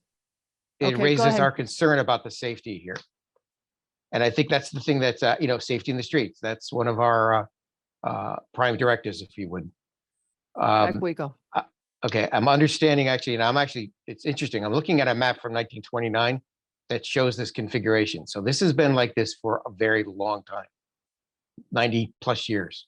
Oh, it's an existing, I mean, it's a legal nonconformity. There's no question about that. Okay, great. So now it seems that actually the exploration of the encroachment permit would be well warranted because it would actually now create a situation for the property owner and anybody he wants to rent to be able to safely occupy those spaces in that area out front. Correct, which is why your fellow commissioners suggested that at the pre-app. Exactly. Now they So- contacted politicians and somebody at the DOT who said they'd never heard of encroachment permits or something like that. And we're saying you need to move forward and still do it. The client is frustrated because the client has a unique business opportunity and they will move away that they need to act on right away. And we're trying to see if there's any way we could give an interim help. Does anybody have a thought or anybody have an inclination to facilitate? Patrick? Okay. So, Madam Chair, what I just want to emphasize that the zoning conformity exists on the lot. So the parking outside is not of the lot in that corner is not germane to the discussion. And I've not been mentioning that. It's only a concern because of drop off and pickup and vehicle operations on that area of the right of way. That's the concern that I have and why I'm suggesting the encroachment permit gets sought. The way I'm reading the analysis is that presently right now, 7, 9, there are what do we have here? 5, 6, 7, 13 spaces are required by the uses existing. The one that's going away, the retail space, is being filled by this use, and that's determined by the number of instructors and what the best guess is by the commission. So that's the 7.3 spaces. So if the commission wants to make sure that that's not being exacerbated or extended beyond the existing condition, then that would be a reasonable condition for the applicant. So you're With that- saying, go ahead, say that part again. So we could say, I'm tempted to say no pick up and drop off. Well, that was my next point, is that I think there's the wait for the permit and the use, if that's the concern for the commission. The second one is to not let them egress, not to have to, excuse me, the no classes and just do retail and opening. And the other one would be to close the front door and all the access to the front for this establishment, so nobody uses that area until such time that the encroachment area is addressed. And if that never happens, that's fine, but at least we know from a zoning standpoint that this business is not creating a nonconformity. All right, commissioners. Weigh in. Dennis, Peter Lowe, Peter Levy, Arn. Bob, I know Bob will say, hey. Explain, can you explain this idea of a non-drop off? They would have to bring they would have to come from off-site onto the property and walk onto the site?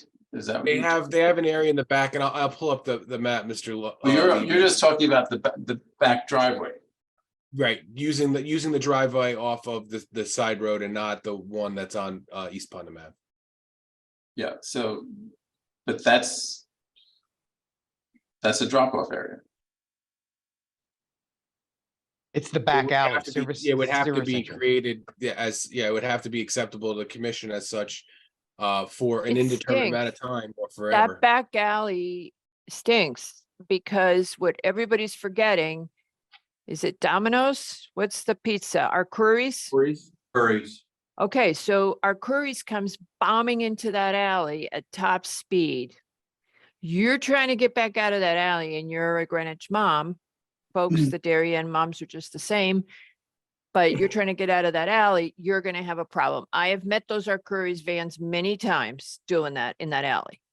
If you So- recall, There's No, very good ma'am. sidewalks. The commission is speaking, not the public. I'm sorry. Maybe Steve was nicer than we are. Go ahead, Arn.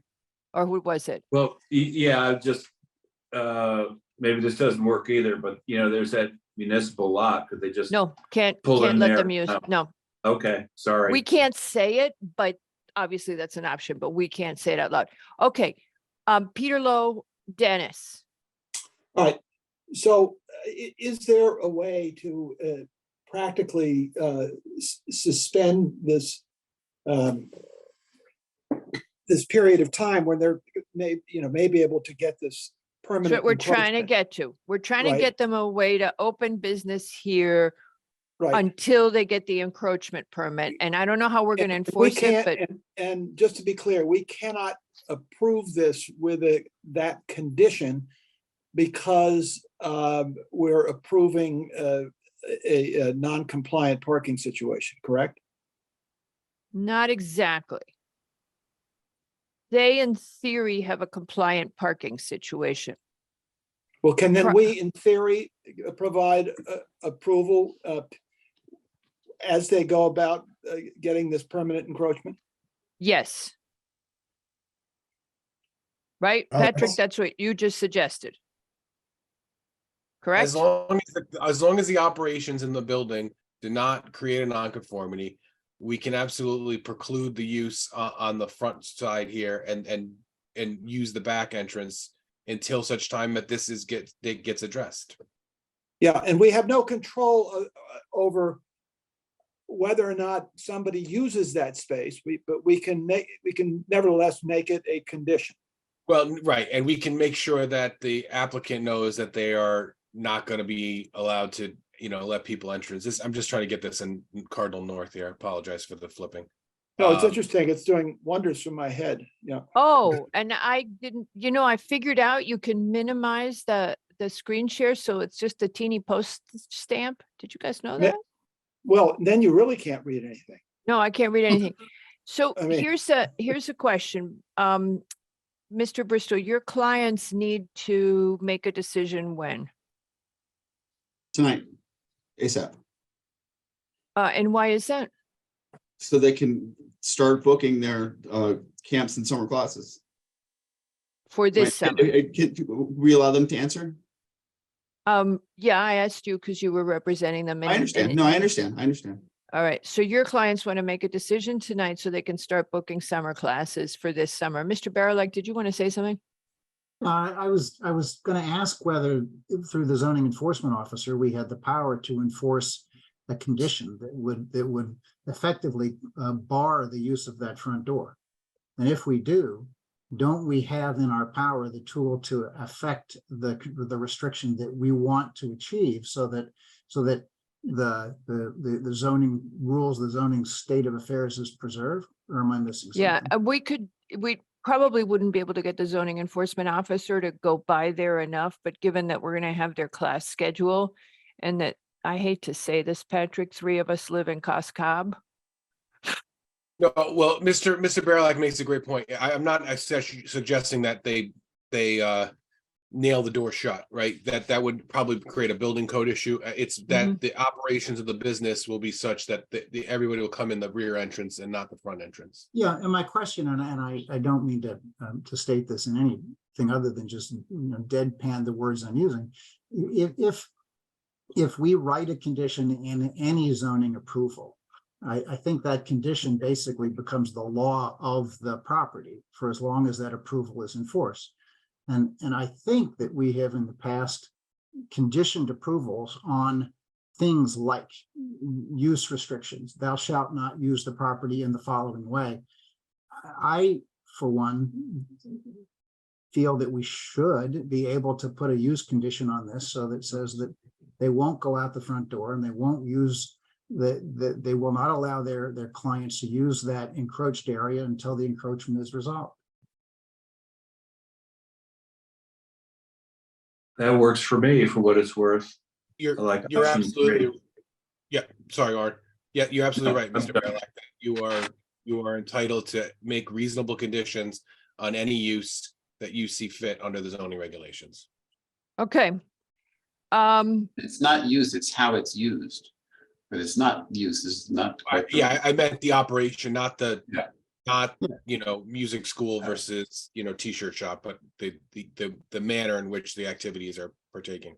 And the Right. fact that these cars, were gonna be going down the alleyway and onto somebody else's property, perhaps. Does that complicate this? Well, they would be using a public road to get to the property. So this is East Putnam and this is Suburban and this is the driveway that's associated with this lot with the Yes, but on-site But how do they turn around? Do they have to go all the way to the end of this alley? Well, I think they would do a K-turn or, pull into these spaces here. and They then- can. Okay. Yeah, I don't think there's a limit, but I think with Madam Chair's point was that there is traffic that goes through this, and that's what this easement is. Because there's going to be a couple of cars parked here, so it's not like it's so easy to turn around. Okay. I think the point being made is that there are conflicts. This is not a dead end or standalone parking area. This is a bit of a thoroughfare to get to the adjacent lot as well. So there are other issues that are in the back, not just the fact that it's the parking area. All right, you guys, so you think that if we were to close this after we get public comment, that we would be able to make a decision tonight on this? We don't have to, we can get Right. to after the meeting. I'd like to also add in, put a time bracket on the pursuit of this permanent encroachment, so it's not just left hanging. That Oh, every, that's a problem because they're gonna have to sign a lease. well, it's not a problem, and I didn't say it was gonna be, they had a week to do it, but somehow we've got to create an incentive for them to do this. Correct. Well, what's the term of the lease? We make our condition Right. for the same length as their lease. And then if they can't get it, at least they're off the hook. I don't know, what is it, a 1-year lease? What is it, Mr. Bristol? right. I don't know, actually. I didn't negotiate. All the right, lease. 2-year Well, lease, you we got don't have you. to- We got him. Okay, 2-year lease. Thank you for letting us keep working. Okay, so let's go to public comment. Is there anything else you want to add, Mr. Bristol? Madam Chair, I think the applicant, the tenants want to talk, if you want. Okay, sorry. All right, you guys. Okay, I think I got the right screen, so go ahead and unmute. I apologize. I do respect the work you do for talking too much. I just wanted, I wanted to say, I don't anticipate that parents will be pulling in that back lot and trying to turn around. I would anticipate that they park on Suburban or somewhere else, walk their kid in and go back to the car. We don't use a drop-off queue. Parents walk their kids into the studio. Okay. We have quite a bit of communication, sort of when someone registers for class, we send out a welcome note with sort of how we ask people here to park and walk their children to the door. And then we check the children in. And so, Mr. Laurel, I don't know if you had received the slides. We had put together a few slides, just how the back rear entrance would work. So We know you guys, we know our town. I mean, we know this property. I So have them. just if they're going into CVS, they would, park and walk in the door. It's a very similar thing here. So they would park either in the front. Yeah, but we know the nice. width of this alley. We know this. See, we're very familiar with this business because it's also been subject, the property in the rear, the drawing room in the rear has been subject to a lot of flooding. So we've all walked that site on countless occasions. We're pretty familiar with it. And do you think people will pull into that alley? Yes, I do. You You have do? not, yes, if you think that you've got Girl Scouts driving cars in Greenwich or Darien, I congratulate you. But the truth They of the walk, they matter, walk in, they park and Yeah, walk in okay. here. I just tell 100%. you that we have a 100%. lot of people who's pushed the envelope. And I think Okay, that's true all over the country now. I got you. Okay, all right. And that's what we're trying to keep people safe because we know everybody's pushing the Yep. envelope right now. Okay, you guys, anything else, especially the alternates, because you're not gonna be able to talk once we close. So I think Arn is all right. Bob is all right. Okay, and then And the rest. Mary's all right. She's not here. All right. All right. You're getting really weird, Lo. Um, it's all right. Okay. Does anybody from the public want to comment on this application for make meaning at 216 to 220 East Putnam Avenue? Jonathan and Karen Schmitz are the applicants. No comments from the public. All right. All right, you guys. So we're seeing no comments, seeing that we may have a way of moving forward. Does anybody object to closing this application at this time? All right. I'm going to say that I'm still kind of uneasy, but when we have the discussion later on tonight, hopefully we can hammer it out. All right. Thank you very much. This application is hereby closed and we will move on. Thank you, ladies. Great. Thank you, you. Mr. Bristol. Thank you very much. All right, our next application is 100 Field Point Circle LLC for a final coastal site plan and special permit. And this is for a single-family dwelling that exceeds 150,000 cubes, and the work it's doing, for those of you who don't remember, this is the one with the below-grade building. And I believe, oh, is it Mr. Hegney? No, I don't know why Mr. Hegney's back in the room, so I'm gonna. Oh, let's get rid of Mr. Hegney then if it's not. I didn't think it was. I We'll knew. well, not red. knew but we we'll- had John Conti and we had the someone Johns and else. Johnny and everybody last time.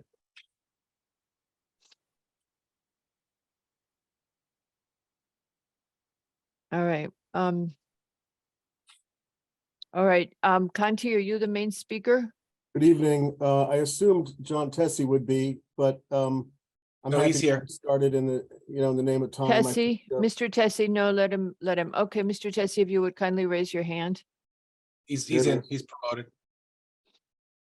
Oh, and Johnny's here. Got it. Okay. The Conti we like. was- No, just kidding. was just trying. kidding. All right. All right, Well, Johns. All the okay, Johns good would evening. please go ahead. Hello, Mr. Tessie. Hello. So So- once again, go ahead. We came Well, we back were to here the bef- same issues. I don't understand this.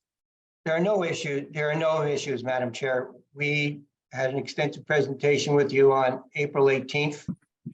You confirmed yourself there were no issues, except that there was a request on the part of neighbor's property, Ms. Coslaw's Mhm. engineer, Mr. Sandola from SE Minor, who asked the commission that since the commission was ready to close the proceeding, to leave the proceeding open, so he would have time to review our client site plans, because his client was concerned about drainage along their common property line. We all agreed that there was a deadline for him to do that, and we all agreed to allow him to do that, allow him to consult with Mr. Paredes of the engineering division. Mr. Conti's, John Conti III, who's also here, is our project engineer. I've spoken to the engineer. John Conti has spoken to the engineer. Mr. Paredes has reviewed the revised plans that Mr. Conti created in response to Mr.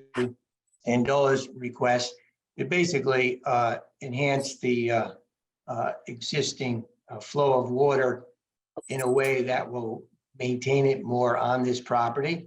The Mhm. application in and of itself did not exacerbate existing conditions, but our client was very much willing to help alleviate what our neighbor said was a historical issue just based upon the contours of the properties.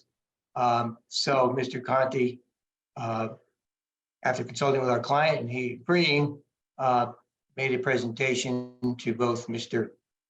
Sandola and also Mr. Paredes about how to enhance the existing, there's a swale, and there's also a driveway area whereby created a berm and enhance an existing swale along the property line to make sure that property basically coming through our client's driveway was going to stay on our client's property and find its way down to Long Island Sound. Mr. Sandola was in contact with your staff and So Mr. Paredes, there've been emails among all the parties. Everybody seems to be one happy family right now. Our client, again, as they indicated, is very happy to help. And I believe that by doing this, we've made a happy neighbor who was having issues with, she said, with chronic overflow from the property, really through water that wasn't even on our property, but went through it. So that's a long way of saying we solved that one open item. There was another perhaps lack of communication on that with the health department. The health department, I think, you know, Madam Chair, is fully signed off. So those were the only, that was the only item, the drainage, to see if we can enhance the plan.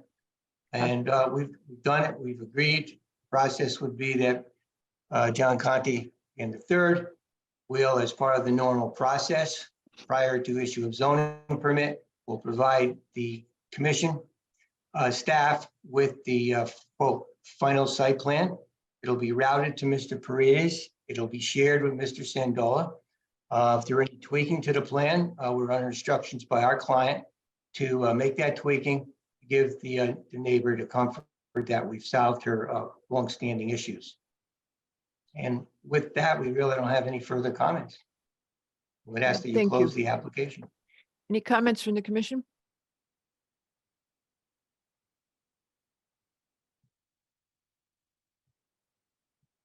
Do we want to discuss anything that conservation had laid out? Or we confirmed that actually their landscape plan addresses all of that? Yeah, Mr. Conti, senior, maybe the second, not sure which one is. A very happy vibrant to plan. comment. He shared it with staff. And we're happy, he's happy to consult with Conservation Department on the plan. And again, if they need some tweaking on his part, John, I think you'd be happy to work. I've reached out to conservation a couple of times. Our plan actually does incorporate many of the things that Alexander requested. Additional trees, the motor court, rainwater harvesting, additional stratification of plantings, high, low, and medium. So we're going to make this an absolute, poster child for proper. So this would be great, Mr. Conti. This came in before after the new landscape regulations, right, Patrick? We don't remember, I guess. Right on the line, but again. But so here's the thing, what I would love for you to do is, could you, when you do this, and we'll ask this in commission speak, would you work with Bianca as your planner on this? Yes. Take a look at the new landscape regs and work with them, because this is for our interest to have you take a look with this application, have a look at how they impact this property and work through them with Bianca to come as close as you can, because I don't think that Alexandra knows them as well as our staff does yet. She will eventually, but not yet. So would you just go through them and get as close as you can to them? I think you can. I don't know if you came in after or before. If you came in after. Yeah. Okay, so could you take a look at that and just see how close you can get? Absolutely. And as you know, I'm familiar with those. And so I want to be, like I said, I want to be an example here. That's exactly what I'm thinking. If we could have you be an example of how these get implemented. All right. Well, intellectual honesty. There you go. Do they teach that in law school? No. Mr. Barilak, did you learn that in law school? Oh, Mr. Barilak says they taught it at his law school. Oh, absolutely. Day one, first class. All righty. Okay. Any other comments from the commission? No comments from the commission. Any comments from the public? Again, this is 100 Field Point Circle LLC, final coastal site plan and special permit for a single family dwelling that is having changes made to it. No comments from the public. Okay. Does anybody object to closing the application at this time? Seeing no objection, this application is hereby closed. Well, thank you very much. Thank you. Good So birthday, Tony. you know that every time, just as Patrick, just as a point, every single time I looked at the staff comments, they were from the last, and Bianca said that at the meeting, they were from the last time. And I knew that she had updated them, that things had changed. And then I went right back and thought they still stood. I'm like, why are we looking at this again? So my bad. You think it's an order of in the It's agenda? because, no, it's just because it was on the front page and it said issues to be addressed, and I've got it in front of me and I forgot that they'd been addressed already, that's No. from the last staff report. Okay, Mr. Ginter, hello. This is trustees of the Convent of the Sacred Heart and White Plains Rugby Football Club. They're a co-applicant with you. Isn't that weird? Sorry, for a final site plan and special permit to modify the previous approval that we did to increase from 4 to 10 temporary trailer mounted lights for use by both outfits at 1177 King Street. Hello, Mr. Ginter. Good evening. For the record, David Ginter from Redness and Mead here on behalf of Sacred Heart. So no, it's not unusual that the rugby club is part of this application, since they were the driver of the application that was approved by But you all. they a year don't ago. have a legal right. Do they Well, legally, they're a user of the site. They're a tenant, right? Like do they that have is a correct. lease? Do they have a signed agreement with you?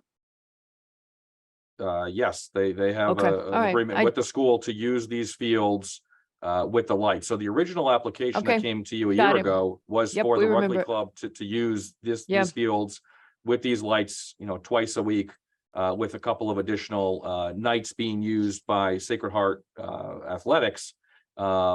And we're here to modify that primarily because Sacred Heart's athletic program has increased in size significantly since we were last in front of you a year ago. So what we're seeking tonight is to increase the usage, the number of nights that these lights are able to be used to support the school athletic programs, as well as to increase the number of fields that could be lit. I believe that the initial application that was approved a year ago was for the green synthetic turf field only to be used. And we are seeking approval to expand that to include no more than 2 fields at any one time. And that would consist of either of the 2 synthetic turf fields, the green turf or the blue turf, as well as, the possibility of using lights on the natural turf soccer field and or the small, what we'll call the junior varsity or the middle school natural turf field just to the south or in between the soccer field and the synthetic fields. The reason for this is because right now, this past fall, there was 6 field hockey teams and 6 soccer teams trying to vie for space to practice and or play games on 3 athletic fields. Obviously, a natural turf field is susceptible to weather issues. And on those days, you're trying to squeeze 6 teams into 2 synthetic turf fields, which becomes a logistical nightmare. And you impact the ability for the student athletes to participate in their events. And having lights would allow, especially later in the fall season or earlier in the spring season when the days are shorter, this gives the Sacred Heart the flexibility to have and continue to have their athletics in their preferred afternoon after school time slot and not have to worry about either canceling activities or forcing the teams to come in for practices before the school day begins. So we're seeking the ability and flexibility for that. We are also seeking the ability to have 20 lights, trailer mounted lights to be used to light these fields. The original application was approved, again, primarily for the rugby program, which was going to use 4 gas-powered trailer-mounted lights. And the direction came from the commission and I believe ARC that they wanted us to look at a more environmentally friendly option and a more permanent solution. And we're here to present tonight the permanent solution, which would be similar trailer mounted lights, which would allow flexibility in being able to move these as needed from field to field. but these will be plug-in electric LED lights and with a shorter mast height than what was approved and being used on those gas-powered lights. So because of that, and because of the blue field in particular being more absorbent of light, as represented in some testing that the school has done over the last couple of months to nail down exactly how many lights they need to adequately light their fields. The blue field absorbs more light, meaning they need up to 10 lights to support their programs out there. So we're seeking up to 20 lights, 10 on each field, no more than 2 fields at any one time. We do feel that this electric version on the trailers is a better option and a permanent solution than your typical 40 or 50 foot tall light stanchions. Those are significantly taller, more light going every which direction. And as we've said in the application materials, that these turf fields were replaced within the last handful of years, and the infrastructure that's required to put in light stanchions of that height require a large footing, which require those fields to be dug up, and significant impacts to the fields themselves. Right now, the school does have electrical receptacles on the field and adjacent to the field for use. They do So you have, would not, did you already install those, or are you installing them now? for the synthetic fields, there is already electrical supply on the field, in the middle of the field and around the perimeter of the field. The school has 2 poles, one in the middle of the field and one on the east side of the field, that has a camera that's mounted so that they can broadcast and stream their sporting events to grandparents or parents that can't attend. And when they installed those, they did install plugs that will allow these lights to be plugged into them. I did hear in the briefing yesterday, there was some concern about the safety. The school does have A-frame dividers that separate the fields, the little, for lack of a better term, advertisement kind of boards that you might see in, the professional or collegiate games. They have them that say Sacred Heart or Tigers or something on them, but they have those running, separating between the fields. And I can certainly show you a picture of what they look like.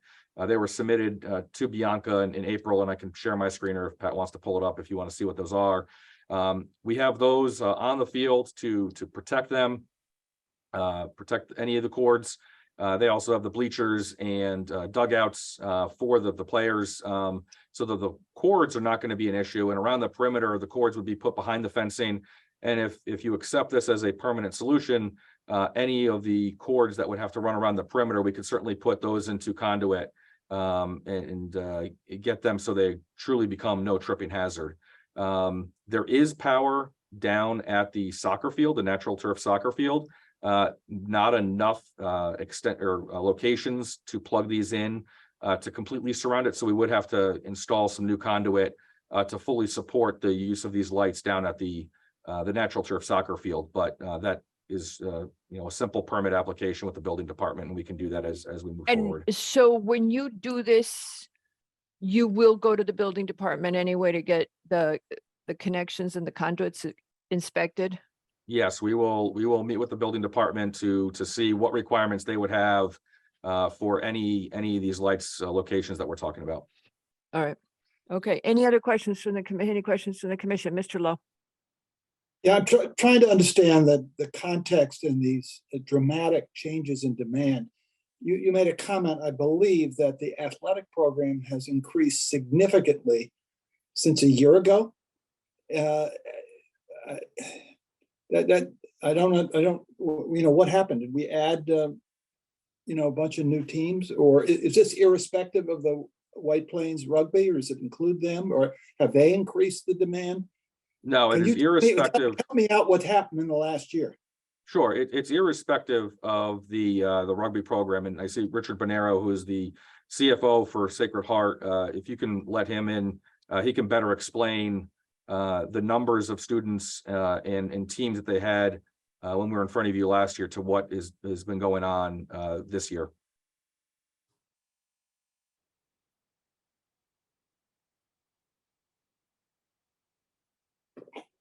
Hello. Thank you everyone for your attention today. Rugby is not growing in terms of count. When we first did this process with yourselves last year, which we appreciate the approval at that point, we'd always talked about wanting to have lights at some point. We'd actually looked at some point a few years back at the more fully permanent solution.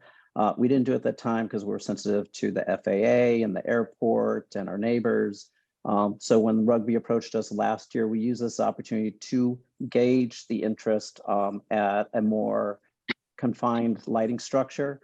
Enrollment wise, our enrollment has not changed materially in the last 3 years, but what we've seen happen is because we're both a middle school and a high school, our high school has over 300 girls, and our middle school, as with most schools, tends to be a feeder program where you open the sports to all girls so they can try out for different activities. And so what we've seen happen, for example, is even though the number of days of session for lacrosse, which is in the spring, is on average 46 to 49 days, in 2021, we had 4 teams at some time on on the fields. That's now grown to where in many cases we have anywhere from 5 to 6 to 7 teams sharing a field. So it's really just capacity, because for lacrosse, there's the green turf and then potentially the natural turf if weather permits. For the fall, which is the more pressing reason, and that's why we've come to yourselves today, both to refine this, but to explore, field hockey can only play on the blue field. So that really limits what they can do. And field hockey themselves, once again, has anywhere from 50 to 60 days in the fall of practice. But what we're seeing is on average, we have anywhere from 3 to 5 teams playing on the field at the same time. And we try to alternate away games, home games, and practices. But in some instances, as Mr. Gittner mentioned, we have this past fall, we had 6 field hockey teams and we had 6 soccer teams. So it's just based on interest without any change in our enrollment. So that's what we're trying to do, is to accommodate the flexibility. Not that we expect to use the lights all the time, but if scheduling, weather, or logistics permit, this allows us a little bit more flexibility. So there's just so I understand, I'm still puzzled by the significant, the word significantly increased. So is it just that you have now opened up more of the school, including the middle school? I'm just trying to wrap my arms around the sudden bolus of certainly activity. No, that's a fair question. So we have, as with all schools, kind of a tiering structure as to an A team, a B team, et cetera. So in varsity and JV, it's very restricted as to the number of students. But in middle school, as many middle schools, you broaden the universe. In addition, we've become much more competitive. A lot of the awards and the activity is a testament to our program. And of course, whenever you have a strong program, it increases the number of girls who want to participate in that program. So it's based on internal interest and activity in those programs and the strength of our coaches. That's really driven that. Mr. Yeski. Yeah, interesting. I know about the sport. Are you planning to have competitive games under the lights also?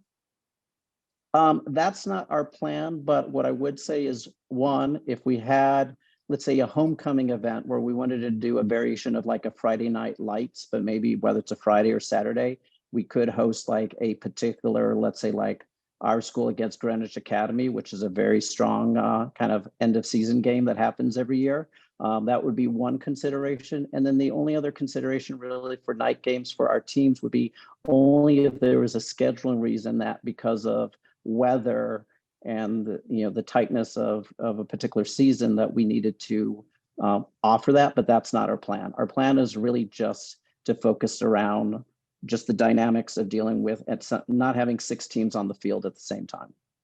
And are you planning to offer the fields up for, other than the White Plains Club, other organizations to use under the lights, or actually not under the lights, either way? Yeah, right now, the only programs we do besides White Plains is programs that are co-run by ourselves and our coaches, and or community programs. For example, our field hockey coach is contemplating offering a camp, which would be for both boys and girls for the Greenwich public. So it would be within conformity of supporting nonprofits or supporting kind of youth athletics. But as relates to men's program or adult programs, that is not our priority. That the only reason that came was because they approached us about interest, and we had an opening and they're a nonprofit. So we kind of said, let's explore it and see if it's a positive relationship. So the public one might be in the summer. Are these like summer camps, that kind of thing? Yeah, most of those would be more in the summer. And of course, we don't need lights then. So the point here is it's men's rugby limited to just 2 days a week, preferably Tuesday, Thursday, which was the days they'd requested. And for all our girls, for their programs to end at a target time of 6 o'clock, 6 to 6:30, example, so the girls didn't have to come in at 6 in the morning, then what we could do is slightly extend for the evenings. But in all instances, whether it's rugby or for our schools, we would cap it at no later than 8:30 or 9 for internal programs. And for rugby, it would be once again per the lights out approval of no later than 10 or 10:30 is yourselves granted just for that program. Got it. Anything else? Arn, any concerns? You're good. Okay. So because there were, go ahead, Nick. Quick question. Mr. Ginter, so the previous approvals that we've given, you're on at dusk, extinguished by 10:30 for rugby. Classes could be slightly different. September 1st to November, March to May. Trailers are stored on the site, so on and so forth, right? That's all those other conditions still would remain in effect. You're just looking for something slightly different for use on 3 fields? We're looking for, yes, this to be used on 3 fields, with the flexibility for Sacred Heart to be using these, potentially more frequently than was approved last year. And for this to be classified as the permanent solution without having to come back to you. I believe there was a condition in the last approval that this was good for, we were able to re-up the approval twice before a permanent solution would be brought before you. And we're trying to get rid of that and make this the permanent solution so we don't have to come back in front of you on a yearly basis to continue re-upping the ability to use these lights. So this would be the permanent temporary solution. We have That's temporary correct. lights used permanently. Okay. That's correct, yes. And now you were talking about actually 10 fixtures per field. That's correct. So the school would be looking to order 20 lights total, so that they would be primarily set up on the 2 synthetic turf fields. But with the ability to have these trailer mounted, it does give the school the flexibility, if they needed to move them down to the soccer field, the natural turf soccer field, in the fall season. If it's a weather related thing and that field is shut down, you're going to be having 12 teams vying for the 2 synthetic fields. So it's going to be primarily the 2 synthetic fields. And in the spring, lacrosse is only able to play on the 2 synthetic fields. So again, that's primarily where they're going to be. But the ability to have these as a, temporary solution, if you will, meaning on trailer, being able to wheel them around, it gives the school the flexibility to put them where they need them. Okay. So the 2 synthetic fields are adjacent to the north of the property, and the natural turf soccer field is the last one to the south of the property. Is that correct? That is correct. With a smaller practice middle school field in between the 2 of them. Okay. And the number of fixtures, 10 lights per field, is based on one field being dark blue. That is correct. Is there any latitude in saying yes, 10 on the dark blue and less on the other? Rich, correct me if I'm wrong, but I don't think that's a problem. I think you guys did the testing and 8 was sufficient, I think, for the green field. Yeah, I believe 8 was sufficient. Obviously, we did not use the electrical LED. We were looking at halogen. So certainly we'd love the flexibility to reconfigure and test. But yes, the most important one is definitely 5 on each side, i.e. 10 total for the blue turf. And we have some flexibility to play around with the configuration for the synthetic turf and the grass turf. Right, okay, so assumption I was making was that actually the photograph you provided were the standalone gas units, so that confirms that. So with the photograph I'm looking at are five gas units, so they're going to be different than what's being proposed. No, I believe that- They're, yeah, sorry, they're all gas or diesel powered. Currently, albeit the ones that were reflected in the most recent pictures were all LED lights. So we originally started with halogen in the fall. And then when we returned them, we switched to LED fuel powered because we wanted to verify the difference of lumens and configuration. But we've not moved to an electrical powered yet because that would be subject to hopefully it being a purchase item versus a rental, but we wanted to test different configurations and models. Okay, Mr. Bernero, while we're speaking, the school use, I guess the rugby, we're talking about a 10 o'clock kind of use. What is the, again, you were quoting class times or school use times? School use times would be a target end time at 6 p.m. unless there's either a night game or a need to rebalance practices because of rain during the day. And in no instance would we want the girls to be there past 9 o'clock because it's not fair for them. They have school Monday through Friday, and the teams mainly practice or play Monday through Thursday, with Friday being a quiet period, and then possibly on Saturday intermittently. So it would be 9 o'clock most likely for the girls. Saturday intermittently. Oh, that's a new one. Okay. Well, and by intermittently, I apologize. I just meant if there was like a key game Seasonally. that. You mean Sorry, seasonally. yeah. Sorry, seasonally. Yeah, thank you. I appreciate the clarification. Well, there are two seasons. It's fall and yeah, that's okay. Yeah, so for example, if they had argument 10 games in a season, it could be that if there's a rain out for one game, if we had to reschedule, I would envision maybe every once in a while, one game having to be played at night, because clearly we work with the other schools to reschedule during the school days.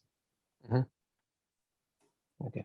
And Mr. Genster, there's enough capacity out on the field, all three fields, for plugging in 10 lights per field. That is correct, yes. And they run off line voltage, right? It's not high voltage. No, regular 110 plug. Okay, That's fun. so do we have any other questions? I just one more. Would you just, one thing I'm thinking here, consider just a condition to make sure that actually the lights are limited to the fields only. I would, just wondering, these things wander around the whole site somehow and wind up lighting something else other than athletic fields. I think we need to include that. I think it's a great idea.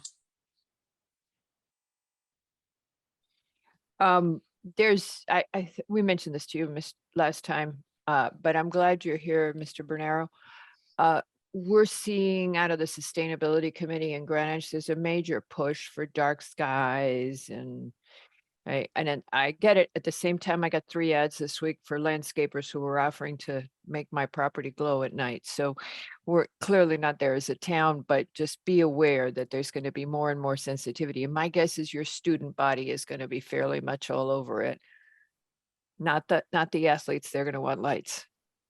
No, I appreciate that. And that's part of the reason we found this temporary permanent solution, because with a lower mast height, is below the tree line. It won't interfere with the neighbors, and it's got a much tighter kind of spread of lighting straight down to the field. So Makes less we were shadow. trying to kind of accomplish that. Yes, less shadow. And better for the players because those shadows are brutal. Exactly. All right. Okay. So any other Just questions? one more thing for staff, for Pat and Tracy. ARC wanted to see a more permanent solution, so on and so forth. Do we want to send this back to them, or? They were 'cause it's uncomfortable not- with the gasoline. With the Yeah, gas. They were looking for a more permanent solution to avoid use of temporary light fixtures, which include a lot of above ground wiring and cumbersome bases. So they're not going to do above ground wiring. They're going to do conduits. And the other comment they made was about the generators, was the same one we made. I think those 2 issues have been addressed. And Madam Chair, you had checked all the boxes. If there's nothing that needs to be, I guess, improved upon by the ARC. I don't know what we would need them to Yeah. comment on. Okay. Agree. Just makes the process longer. Mr. Ginter, are there conduit out there already going to the poles? To Yes, address, they- the 5 locations on each side? Yeah, Yeah, that's what he said. Yeah, there is places for these lights to be plugged in on the site. Yes. It's, as an example, I'm looking at the photograph. I have one at the extreme right. So I'm gonna plug that into the center pole that's got the camera on it. That power cord from the unit to that cord, how does it get from the power unit to the, from the lighting extension to the cord, to the light pole? So that cord would be running on the ground, but it would be underneath the field dividers and or bleachers or some other device, that they have. There's a dugouts, if you will, where covered areas where the athletes sit during the game. So those cords would be underneath or behind those so that they're not a tripping hazard for anybody. And then we have plugs on the outer perimeter as well that are below grade. There's a box that has a lid that can come off with the all-weather plug in there that we would be able to do the same thing on. And the ones on the perimeter are going to be located up against the fence line. So we'd be able to protect them with it being right up against the fence line, any above grade cords. But you will not have, miles of extension cords running from the maintenance building that's located to the north All right. out there. Okay, I think we got it because we heard you say that before. I think Mr. McRae just wanted to clarify that. Mr. LaRoe. Mr. Ginter, is there heat and noise given off by these pole? I mean, what's the experience around them? I don't know if I've ever seen an all electric one. That's why. Rich, can you speak to that? I haven't been on site to see the testing of these. Certainly. So, with an electrical motor, it'll give off a little bit of heat, but certainly not the same as a diesel or fuel powered one.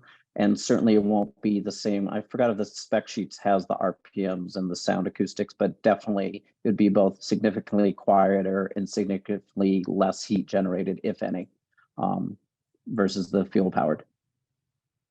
I mean, it's much smaller. It's less than a generator, but it's not. It's noisier than a desk light, right? So correct. All right. Yeah. Okay, so I think we've pretty much got everything we need on that, right?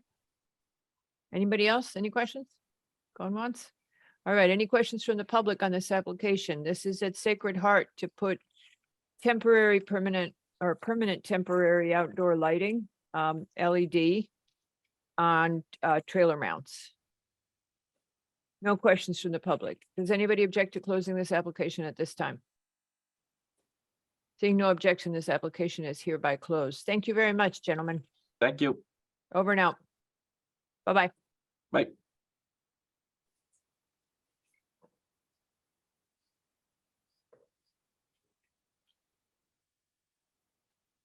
All right, our next application, oh, he didn't leave. Oh, there we go. Our next application is there's Mr. Hegney.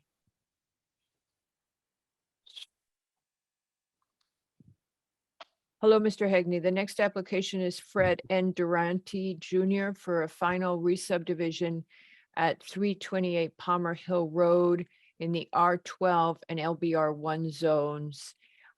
This is theoretically a must decide by tonight, although there is an extension available. Mr. Hegney, and I got to look at some. Yeah, I'm not on that. Excuse me? No, I'm just going to say, Mr. Barilak is seated for me here, right? Yes. Thank you. Sorry, Mr. Hegney. Go ahead. Good evening, Madam Chair, members of the commission. Again, for the record, Tom Hegney on behalf of the applicant. If we could bring Mr. DeAndrea in as well, because he has a few comments he'd like to make. And I wanted to start with, Madam Chair, you said you're frustrated this keeps coming back. We share your frustration. We have had a number of meetings with engineering. We've had discussions, we've submitted revisions. I think based on the engineering comments you received today, that I think some progress has been made. I think Mr. LaRoe speaking with engineering has been helpful. um, so that they focus on the engineering aspects, but that they also focus on what's happening at this stage in the overall development process. What we have put on a plan, what Mr. DeAndrea has on a plan, is a placeholder. It's a footprint that meets setbacks, that provides for a driveway, that provides for grading, but that's not the house that's going to be built. And as part of the process, once the subdivision is approved, the plans have to come back through staff to be reviewed, and engineering then looks at the actual development that's going to occur and can determine whether it needs any modifications or not. So to be going through this exercise now, where, well, we want you to change this aspect or that aspect, really doesn't provide any benefit to what ultimately is going to get built. And so that's been part of our frustration. Another part has been with the fact that there is in fact a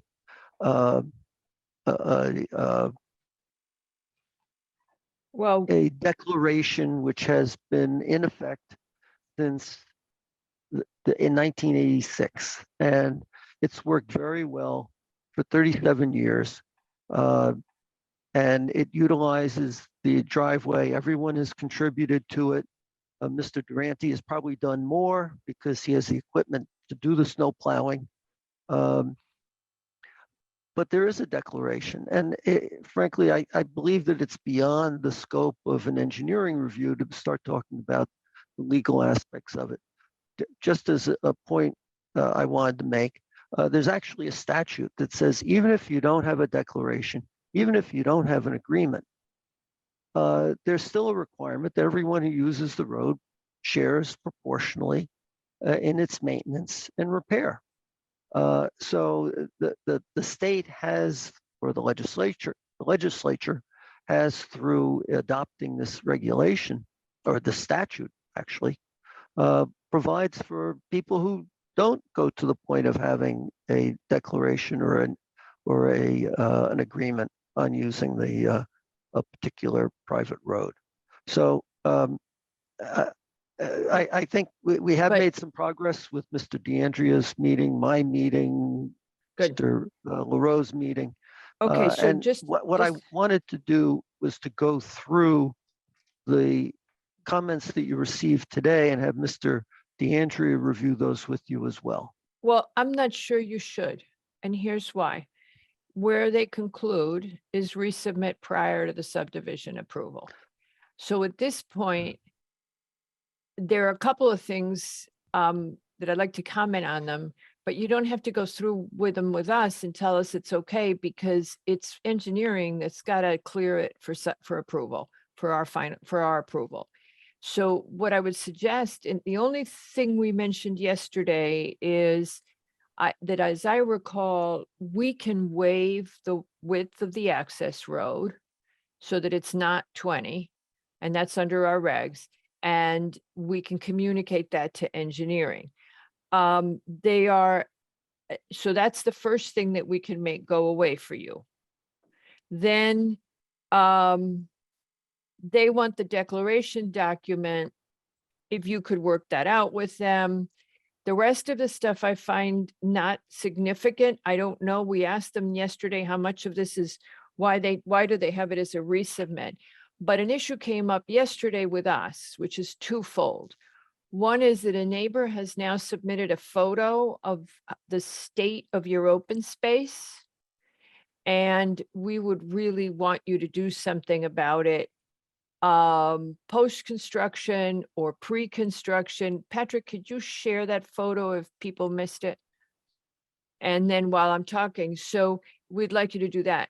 The second thing regarding open spaces, DPW is asking for it to be shown on the map, but Mr. Levy raised yesterday that he picked up on conservation's comments that the proposal is not for the best open space you could do on the lot, and asked if you could do something different. they're looking for something that's environmentally more significant. But given the fact that there's already open space here, it may be that deeded open space, that little thing in the front, might not be as useful as an easement that protects that area by the line of trees and still gives you more land than you do an easement. So those are the things that came up this week because Mr. Levy focused on this issue with the open space. And then we will, I believe, I didn't hear, it's obviously we don't make decisions in briefings, but I didn't hear any concerns at the briefing about waiving the width of the driveway. So based on that, I would say, do you guys mind just going on your merry way and finishing this off with DPW? I would like to go over a number of the things you mentioned, Madam Chair. Okay. And yeah, Mr. Levy said, well, why do we have this sort of oddly shaped, or I think the word was weird, open space? And Alex put it. And I'll tell you why. Why? In the preliminary decision letter, it says, whereas the commission recommends offering open space area along Palmer Hill Road under the final subdivision request. That's the only area we have down near Palmer Hill Road. We can't put our open space in the access way for the parcel, which is going to have our sewer and our water and our electric and gas service. It's all going to be there. So well, you're not going to have really to. Wasn't another area to put it. And frankly, this is above and beyond the 15% that was already part of the original subdivision. So we thought that this was something that the commission was looking for us to do, and that's why it's there. Yeah, I was I don't think it's necessary or required for that matter. Headphones are bad news. Okay. I was flipping to, let's just look at what conservations, because I think the last time we did we asked you and conservation wanted, and now, all right. So she says. Conservation wants us to have a conservation area where the house and building envelope would be. Yeah. All right. And that's exactly where your building area would be. But if you were up against a line of trees that is not on, because that's not on your property, if you did a swath of that, you're saying that area in the front is better. She says the most environmentally valuable section of the property is located between the driveway and the stone retaining wall. That's true, but that's where the house and the building envelope is located. Okay. So you're caught between a rock and a hard place. I'm just scrolling back to the building envelope. If Pat, if you could bring up our presentation material, it's pretty clear on the re-subdivision plan. Oh, I scrolled right by it. I got it. Here it is. All right. Oh yeah, but I got to make this big again. So you guys, there's those little things. Did you know that you can grab a screen share and you can just like make it disappear if you don't like it? This is the right one. All right. And so there's, go back to that one. Why is there not enough room right down the edge on the right? On the right, why can't you just go up the edge where you don't have development area? You don't have any utilities there from what I can see. And you've got that line of between the existing wall and the riprap along the driveway. That's what she says. That's exactly how she says it. So could we just ask you to think about that? Didn't understand it that way. Hold on. You can certainly look at that because that's not what she says. She showed in her memo. Wait, oh no, you're right. She says between the driveway and the stone retaining wall. She's talking about the existing driveway for the existing house, and she's talking about building envelope. You can't get that far. And if you go outside the retaining wall, the retaining wall that is essentially parallel to the riprap. Is Yeah. that, Yeah. uh, Does that make any there's not an sense? awful lot of space there. Tony, maybe you could comment on.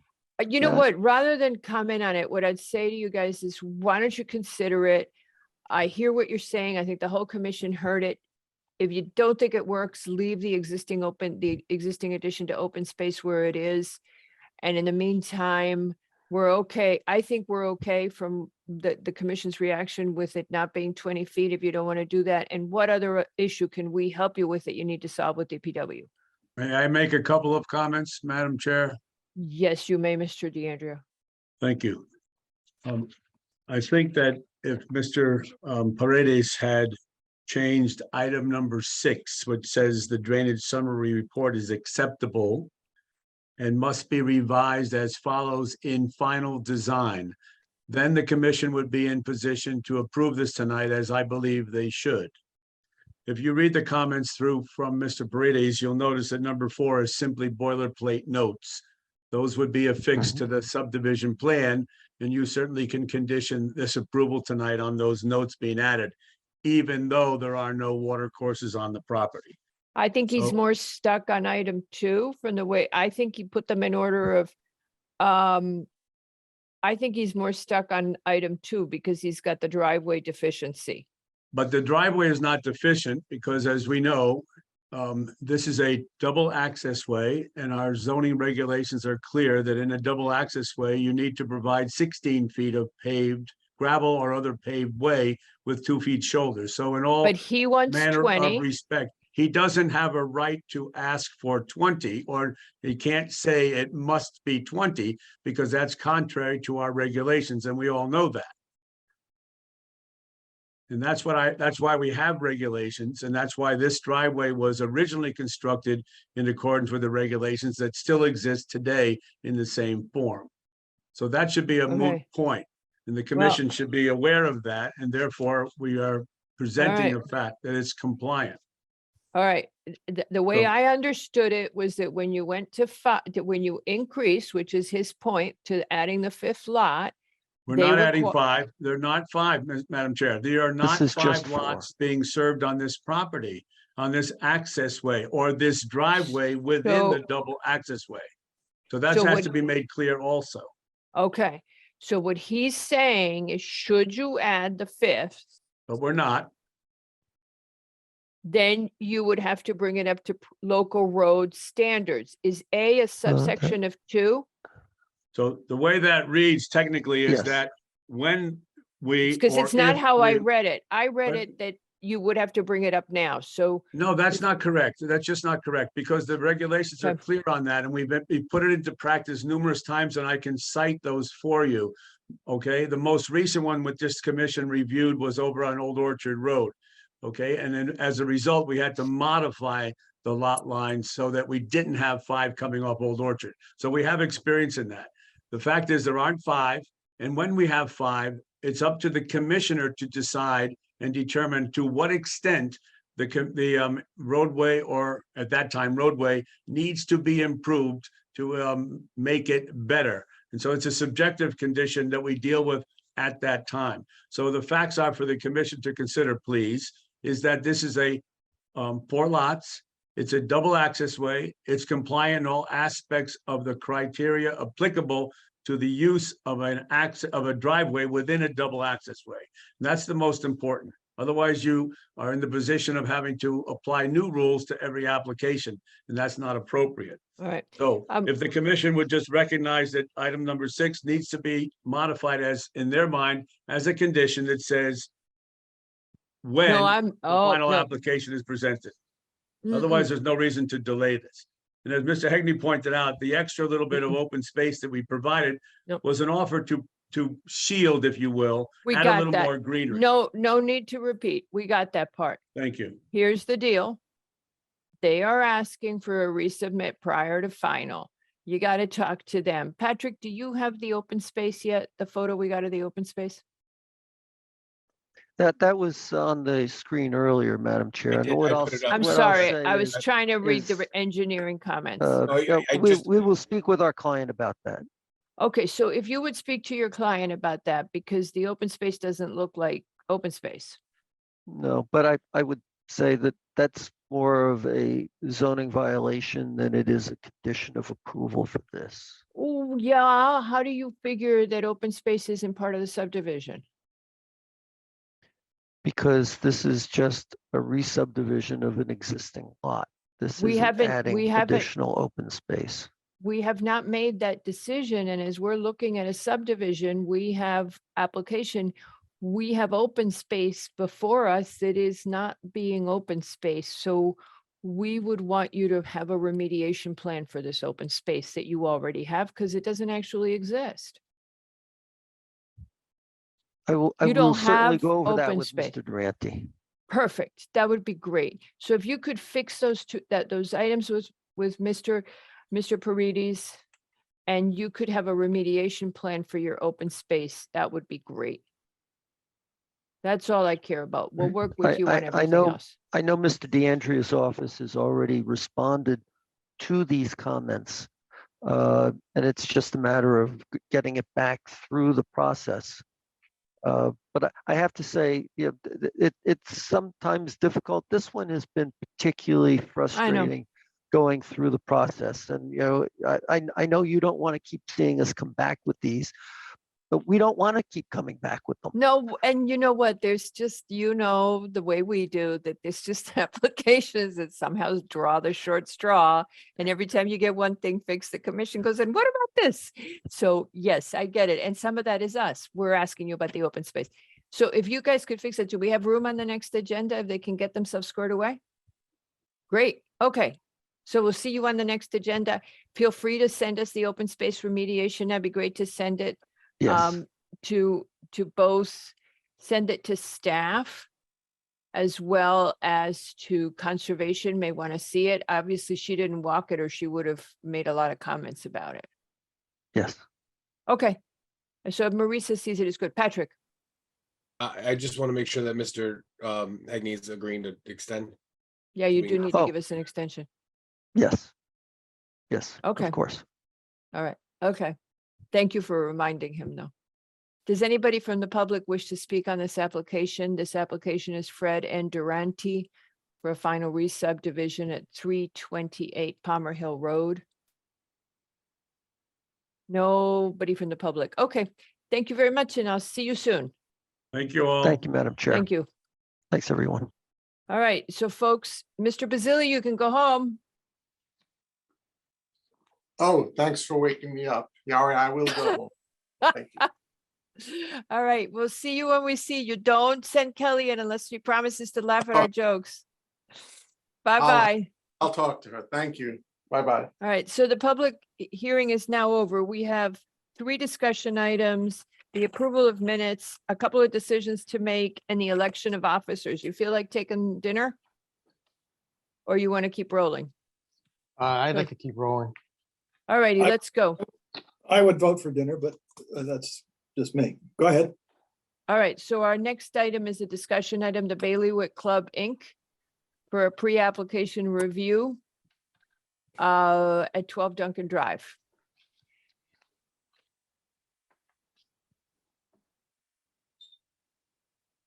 That's, Madam Chair, Mr. Cohen has a presentation that he'd very much like not to have to use, so.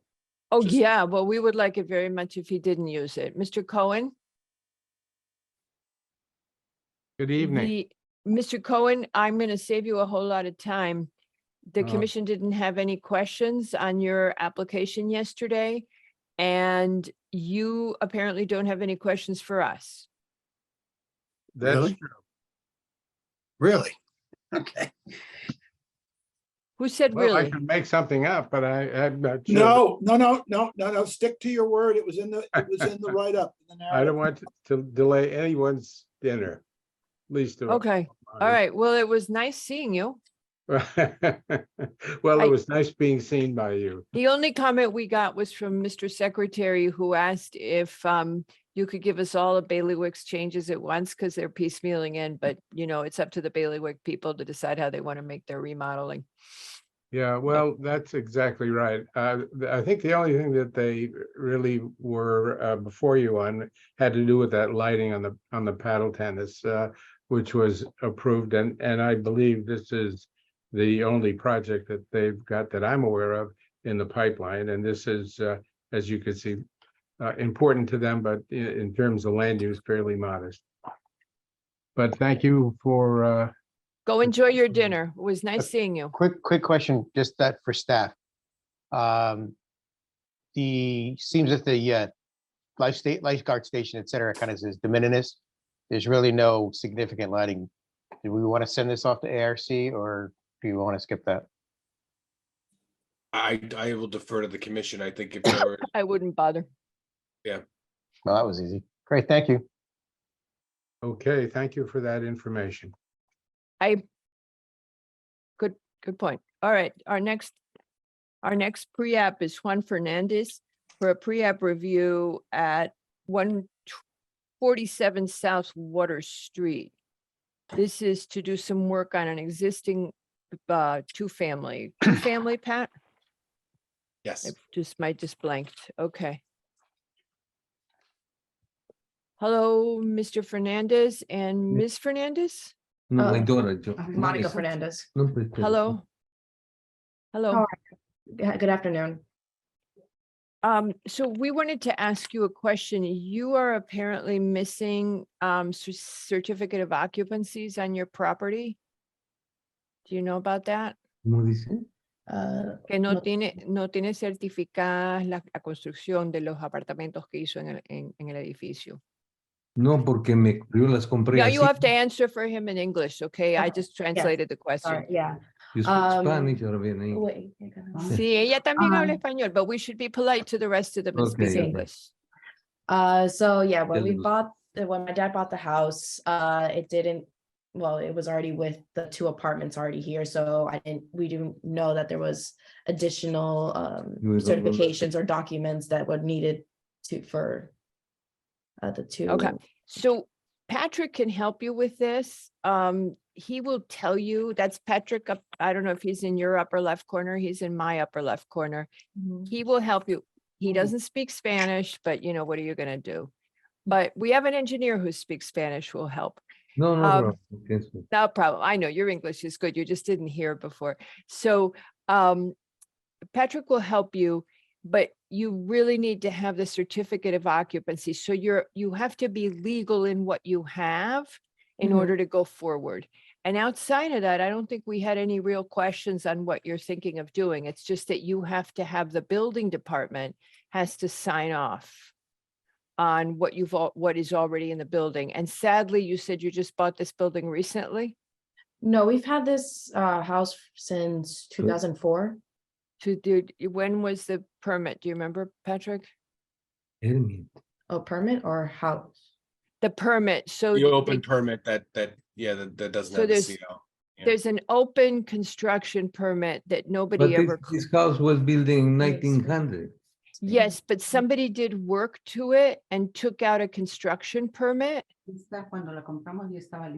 I don't know. We never. That's, calculated but see, the because building problem, was done. yeah, but the problem is even though when you bought the house, the construction was already complete, whoever did that construction took out a permit to do the construction and then never said it was finished and never got the final inspection for it. So all you'll have to do, and Patrick will help you, is you have to get that work inspected, signed off, or you won't be able to do anything with the house now. And it's not us, it's the building department that has to Okay. sign off.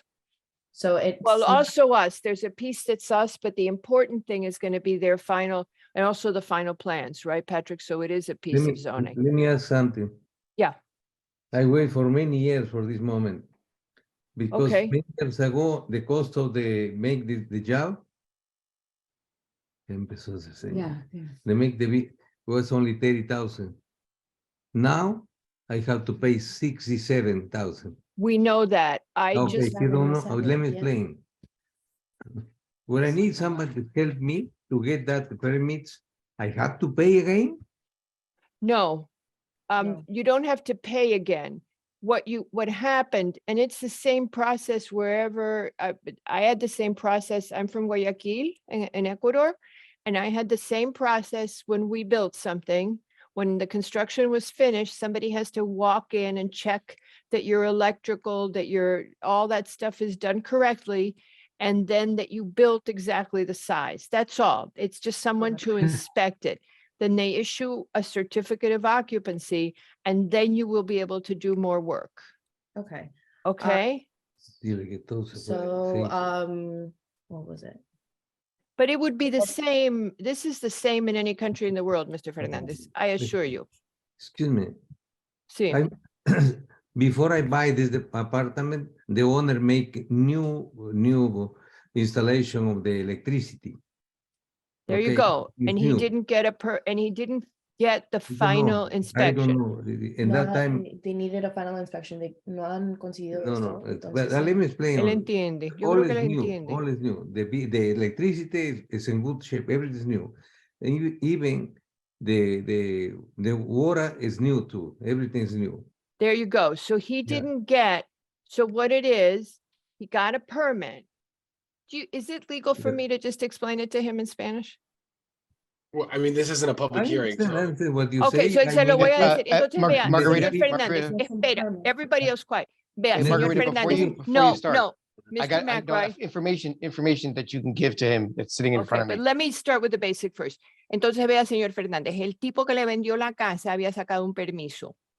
Hizo el trabajo para el cual había sacado el permiso, pero no consiguió la inspección final Oh. sobre la obra, ¿ok? Entonces, lo que aparece en el departamento nuestro es que nunca se ha sacado la inspección final y que eso no es válido. Es el mismo sistema que teníamos nosotros en el Ecuador.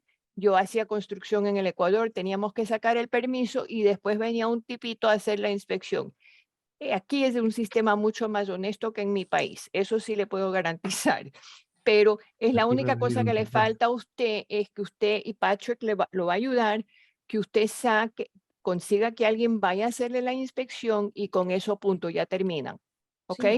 Ya, está bien. Debe ser sencillo. Entonces, punto. Okay, Nick, what else do you want to add to that? Okay, commission member, she just threw us under the bus. I'm No, only no. In Spanish, Nick, Don't worry. Nick, in I Spanish, go didn't ahead. throw the, It was all good things. kidding. Ms. all good Fernandez, Yo lo voy a two hacer things. real. Is the house existing as a two-family or three? It's a 3-family. It's a three-family. Sí, siempre lo Yes. hicieron así. Okay. Suggest that you actually talk to Patrick. the building department and the records division. They will have all of the background information on the house and whatever is open. You Mhm. can start with this number. You can write this down, I'm sorry. P4839. What? Oh, te va a dar el número del permiso que sacaron. P como en papá. 39. P4839. No, I understand. Well, Okay. Okay, and that was a permit that was taken out in 1991 for some kind of an electrical thing. That may be your start. Okay. I think one of the biggest things we're looking at is actually, is this a 2 or 3 family? And whether COs, certificates of occupancy for all the 3-family construction. And you may have, we're just going to be honest with you right now.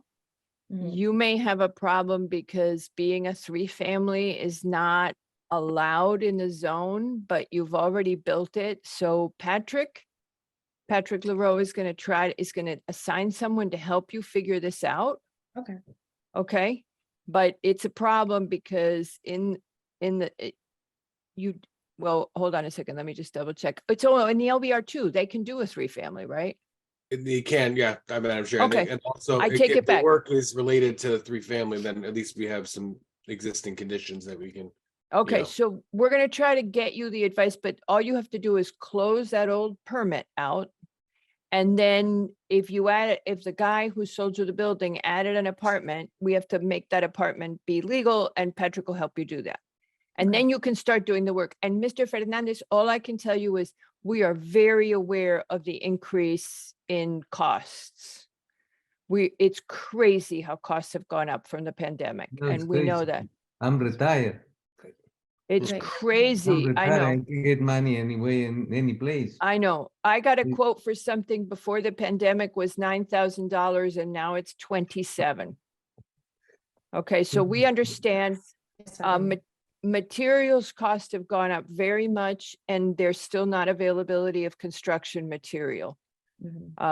Where the town is looking at building a school right now and the costs are crazy.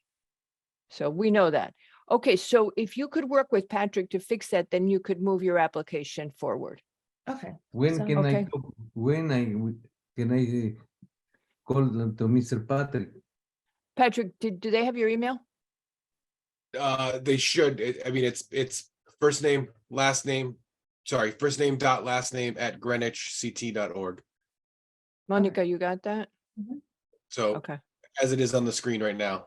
Well, with the- they with the sent dot. in the pre-app material, so somebody should have their address, right? That's good too. I can also reach out to you through the application filing. Yeah, maybe we That would should be do great. that. Yep, we'll do that. That works Okay. perfect. All right. Let me ask Do you have any something. comments about the actual consideration or we? That's what I wanna, that's what I asked No, you. we didn't yesterday because we got stuck on the fact that they didn't have the CO. Did anybody have any comments on the actual site work? I think the porch is what it is. It looks like a rebuild.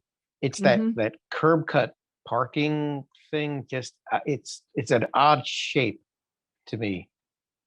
You know, how many parking spaces is it? Is it one just to get the curb cut in? You know, that's the thing. I'm not too sure why is it being reconfigured in this way and how many spaces we actually get. Now, are they gonna have, okay, so Monica, you understood that, right? Okay, and then the other thing is, Patrick, are we gonna have a problem with the fact that it's in the town right away? What is in the right of way right now? I'm sorry. The stair and wall are within the town right of way. Oh, I see these steps here. Yep. I can ask what the issue, what highway would say about that. I believe this exists in a lot of conditions. I don't know if it's permitted after the fact but yeah, we could find out. Y señor Fernández, usted siguió ese punto, sí lo captó, que la escalera que tienen es esa, donde sale esa escalera baja a la propiedad del municipio. Entonces eso les podría complicar el proyecto al reconstruir esa escalera, pero Patrick lo va a averiguar. Porque ahí, escúcheme, la escalera señor. no va a ir hasta abajo a la calle. Yeah, La it's gonna be escalera va a quedar en la mitad. Eso ya lo Okay, so hicimos. Patrick, he's saying that the staircase doesn't go all the way to the street.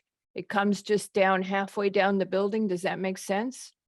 No, pero es que esa es la cosa que no, que ese pedacito de ahí, ustedes ven donde está this rectangle is the right of way, right?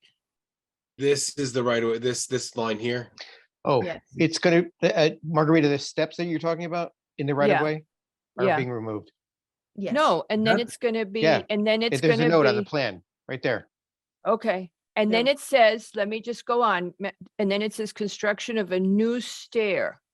The new that's inside the stair is property more line. short. Yeah, The that's new this stair line is right here. short. No, this here, new stair is this, old stair Okay. is down here. So No, you're right, that's Mr. not. Macker read all the notes, so that's gone. Okay. Ok, entonces eso está bien, con eso no tienen ningún problema porque se van a salir de lo que es Yeah. terreno del municipio. Ok, Sí, no, It's gonna be vamos out of the entrando, way. no. ok. And Mr. perfecto. Mack, are you saying you don't know if this is a parallel or a pull-in? Is that what you were saying before? Yeah, it's a kind of an undefined, space. Is it what, how many,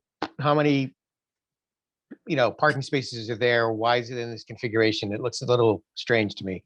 I think we can get Mr. Smarslak to put a dimension on it and that would be helpful, right? Yeah, just Okay. the configuration. Is it 2 cars, 1 car? Yeah. Do they back in, what's the potential, what's the situation here? So, Well, we can't, they can't show spaces where the car is hanging over the right of way, right? So that it Well, has- see, that's it. You know, how do you get in and out of this thing? right, exactly. We've done that on Division Street before, Margarita, remember that? Oh, please. Lucky Mary's not here. All right, So- okay. All right, entonces todo bien. I don't think we ¿Le have puedo any hacer other una questions. pregunta? Yes, you may ask a question. ¿Usted cree que yo este año puedo hacer mi porche? Don't know. Yeah, I'm not going to answer that because I don't know. Anything can happen. Try to get those inspections, get the certificate of occupancy. Llévala con los El hágame un problema favor. es que yo no les puedo decir cuánto tiempo se va a ¿Sabe demorar qué? un ¿Por qué le proceso. digo? ¿Por Porque yo qué? no me quiero morir sin determinar mi porche. Y si me muero a fin de año no veo Entonces no se me vaya a morir. Eso es muy No, porque sencillo. ya son No se 5 vaya a años. morir.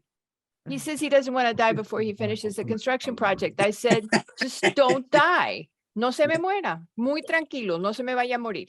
Punto. I think that's Ya good si advice sigue for así, everybody. mejor me muero. ¿Para qué? Pues No, no se me vaya a morir. Use him Okay. for all this. I know that. I know. I have. gracias, señora. yeah. Muchas gracias. Construction. Yo Un estoy ya placer. 5 años. Hey, ya en Monica, este you plan. can come work for us anytime. And okay, so it's a pleasure. I wish you luck, but you know, there's one thing I can tell you is that it's so slow doing construction right now because there's still huge delays. So just stay healthy. Okay? Thank you very much. Que no se vaya a enfermar. Okay. Chao, gente. Que les vaya bien. All right, Si me thank siguen you. así, me enfermo mañana. All right. Yeah. I know. Well, he's your grandfather. Good luck. Thanks. All right. Bye-bye. Bye. All right, so now we're going to go on to the draft 699. We cannot vote on it tonight. But Patrick, you want to take a shot at being the one who describes it since I described it yesterday? Sure. So we, again, this is a continued effort to create a new accessory housing dwelling ordinance in the town of Greenwich. The old one, which we have tweaked in the not too distant past, was discussed at length at an RTM meeting not too long ago, I think last September, right? Oh God, how time has flied. And with the state creating a mandate for all municipalities to either adopt the statewide regulation or opt out and go with local rule. The town voted on local rule, so this is our attempt to improve the local rule because quite frankly, we haven't created a lot of these accessory dwelling units. And I think we all agree that they're an opportunity that's being missed for hidden housing or housing on private property that can solve a local need for affordability, but also not for just the tenants, but the residents who own the property in town. Right now, we have different standards for the size and the location of units. The draft that we're attempting to put forward has a scaled up model for detached in the smaller zones, starting at 800 square feet, and then the larger zones going 1,000, and then a larger accommodation for those that are attached to the home or being part of the primary residence.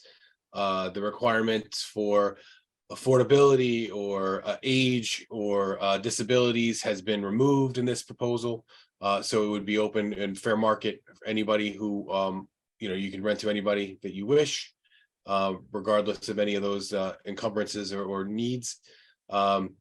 The owner would still have to be residing on the property, so it couldn't be two tenants and nobody at home.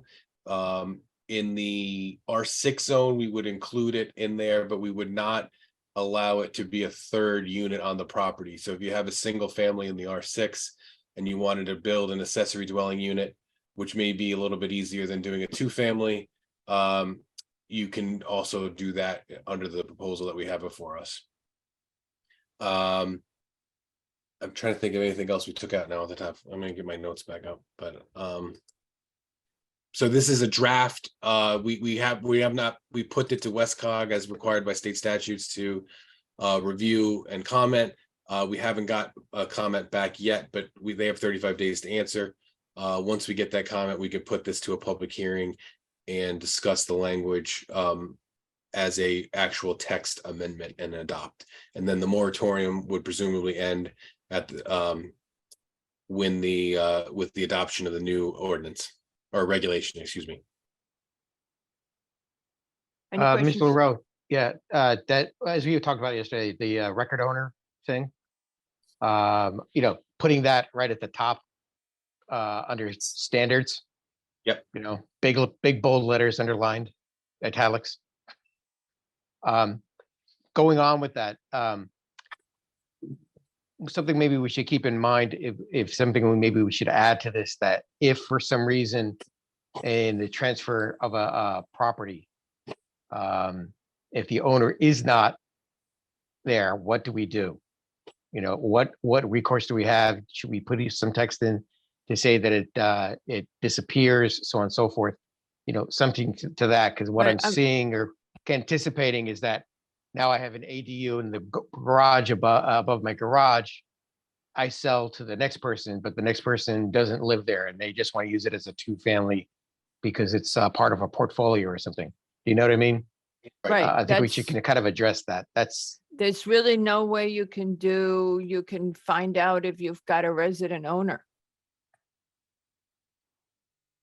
I There's- mean, Say that again, Madam Chair. I'm not sure. I'm there's not really following. no way that you're gonna be able to enforce that. You're telling people to do it, but how are you gonna, what language are you gonna write that does more than that? Well, the language would be that, well, the enforcement action would be that they're not in compliance with the regulation if you're not residing on the premises. Right? And Right, that so would, then- that would put you and the tenant in jeopardy. But Right, so so- what can you do? Well, there it is. It would be if the owner is not a resident of the site, either in the ADU or the primary, then they were in violation. And that would trigger a cease and desist. So somebody's got to move out. Right, but somebody has to know about it. So Barilak owns a house and he's actually secretly living in a different house. I In just Florida. picked on you. Okay. In Florida. Peter at Lowe has asked to live in my ADU, so I've accommodated him. So he's rented it out to Peter, but Barilak wants to keep it as his address. So, but my question is, So there's no way we could know. Go ahead, Barilak. well, I'm trying to think what's the public policy we're trying to achieve by requiring the owner- Minimize rentals. Try to just have less investment properties that are just used as rental properties. There's not much enforcement. It's kind of like, you know, the whole dike just, you know. But we suffer from the absence of overall lack of enforcement across the board, Right. right? I mean, that's. So, just I a- mean, we don't have to put it in there. We can just say anybody could live there, but that's kind of just throwing the barn door open. At least this way, you trying to have make an effort. something in your regulation that if a neighbor complained that there was another. So what we were trying to get to is how wild people went about the short-term rentals. Remember when everybody came before us? 2021. So what we're trying to say is at least have a regulation. So if the neighbor goes wild, we have something we could enforce. As you may remember, there was a short-term rental place where they were making a movie and having parties and that was all. So I don't think we could really enforce it realistically, but it's in there if you absolutely had to draw on something. Go ahead. Okay, but this is, I mean, it seems to me, this is an attempt and in response to the sort of, non-response that the original amendment had. And we have made it less restrictive and more inclusive. And in order to encourage ADUs, am I right? Right. Is that correct? Right. And I know we've made this speech before to everybody, but the real hindrance to this is not the regulation. It is the building code and the requirements to build units attached or detached in the town, in the state of Connecticut, I should say. While we do want to be more liberal and open the door up to give a greater opportunity, only time will tell us how effective that is in the number of units that we get approved or received. Right. I think it's a nice. How long has it been since we put this into effect? A year, 2 years? What has it been? Right, and we've only had, I could, one, two, I think we probably had a dozen applications in that time, and half of them either went through the process to getting built, or they were denied, they were asked to revise, or they found out the cost of construction and balked at the opportunity. Right, so let's adopt this less restrictive, more inclusive principle. And if it gets out of hand, we can revisit this. If suddenly these things are, But see, remember, if you're gonna change the reg, just telling you, I know I interrupted, I'm sorry, I'm bad. I get it. no, just if you would put up that little yellow hand, then I would see it and I would call on you. Uh-oh, Yes, go- Barilak is dying, Barilak is dying. Okay, so, all right, so here's the thing. Now somebody finds out that Peter Lowe's throwing wild parties at Barilak's place and complains that he's a tenant. We don't have it in the regulation that he can't have an investment property. We now go to fix the regulation because someone's complaining. It takes us however long the commission to argue about how it should be worded. And then Westcog has to review it and they get 35 days. So we are better off having something that we can fall back on if we have a problem. We Right, could we change- have, and those some things includes such things as noise ordinances. No, Right. no, it does. But we need some wording that says we don't want rental properties so that we don't have to wait 2 months to help a neighbor. Yeah, fix a I problem. think, I don't know, it seems to me this is we're moving in the right direction. And Right. if you're trying to anticipate every single loophole, we'll never get. No, this is a anything off the ground. standard thing. No, but this is a standard thing we do. We did the same thing, we limited the short-term rentals. So we're trying to help the people that we know freak out about short-term rentals. I understand, all right. Okay, so think about it, you guys, because we're not gonna vote on it tonight. The rest of it, parking. I just wanted to go over the parking. Do you have it open? I need to open it real fast. I believe Yeah, it's one for the unit.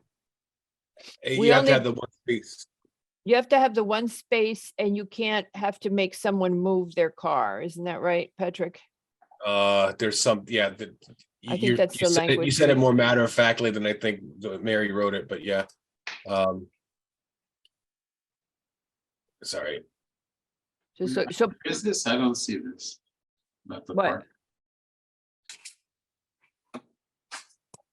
It is in bullet. at least one off-street parking space on an appropriate solid surface dedicated to the ADU. If it has 2 or more bedrooms, you have to add one, add more parking.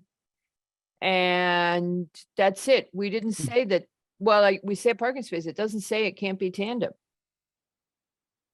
It says the property may not be diminished in size or in the future tandem parking under section 6(1)55. Right, I'm on M, 3M, I think. Yes. All right. All right, okay, so there you go. So there's the parking. So think about it. The only thing I wanted to put the short-term rentals in is we do know that there are a huge number of Airbnbs in town. We know there's several hundred from what we've seen on Airbnb, and we know that neighbors mind them. So we thought it was a good thing to be prepared for. But think about it. No reason to be difficult. Anything else? Yeah, just a quick question for Patrick and Tracy. Under E again, affidavit acknowledging residency is required from the owner. Right now, we require that. Do we actually have a procedure for accepting that on a year-to-year basis? Yes, there's the known list. And we send out notices, I think it's fiscal year. So by August, we get the updated list. And then homeowners have the opportunity to say, it's not being rented, it doesn't exist anymore. I pulled a building permit to remove the second kitchen, whatever happens, and then we can readjust. Okay, would we want to do the same thing here? I mean, it's up to you. It's a lot of paperwork. However, we've been doing it. So, to say that it's not in the workflow would be, not not truthful, right? We've done it. I know for housing advocates in the state, they've noted that as being something that's an hindrance and not a helpful thing. So, I just want the commission to be aware. I'm not saying, yes or no, but if that is something the commission doesn't want us to be doing, that's okay. But if we want to continue to doing it like we've done and in collecting the affidavit, again, that gets to the compliance thing, right? We have somebody who owns the property who's saying, yes, I'm following these regulations. And I believe, Bob signs his affidavit. Meantime, he's playing golf in Florida, well, but again, they're admitting, then they're admitting fault, I guess. And that, we're not sitting at the front door, but we're minding the store kind of thing. Yep. Okay. Mr. Wells. Yeah, two things. If we have like suggested wording changes, because I find the definition of primary unit to be Oh, yeah. And that'll be, puzzling. Can we just email it in Yes. Pat or something and not yeah. take up? Absolutely. And Yeah, I'd be and more also- than happy yeah. to incorporate it. Yep. Yeah, Mary Okay. struggled. That actually is written by Mary and she struggled and she'll be back the next time we talk about it. And that'll be good because I know she went to a lot of sources trying to differentiate and make the language clear. But so we'll let her talk about it because she spent a lot of time on it. And I said, oh, okay, Arn, you said primary unit was the one that you were. primary. right? Yeah. Okay, thank you. Yeah, but I'll just make a note. Yeah. okay. And then the second point is on the external EDUs, we seem to be there's some confusion there because we say it's going to be limited at 800 square feet, but then for demonstrated good cause, it might go up to 1,000 square feet. Yeah, you gotta 800 come square in. feet is pretty small. I'd be surprised if you could get more than a one bedroom in there. Why don't we just go to 1,000 square feet? Well, we debated this a lot. Okay, here's the deal. The resistance in the town to having ADUs was the separate building because it makes it look more like a multi-family property and the town residents aren't crazy about that. So Patrick and I changed it from 1,000 to 800 like we went back and forth like 3 times. So if y'all want to go to 1,000, okay. But our hesitation was, does it begin to look too much like a 2-family? And is that not what the town likes? The town is going to be upset with if we're just going into this, easing everybody into, because we're already throwing it way open on who can live there. Sorry about the barking if you hear it. It's, Okay. I think it gets back to some of the, we have to remember that some of the lots in town are 5,000, 6,000 square foot lots, and to fit or allow 1,000 foot second dwelling on it or second unit, that may be a little bit too much, but I understand it's 200 square feet. So what are we So really? here's another thing that Mary looked at. She had it a graduated use. So on a 4-acre property, you could have a bigger external ADU because it disappears. Well, of course, not when you have a jillion 1,000 square foot house on it, but in theory, when you have Byram and Chickahominy and Cos Cob with undersized, their lots aren't even 7,500 square feet, as Patrick said.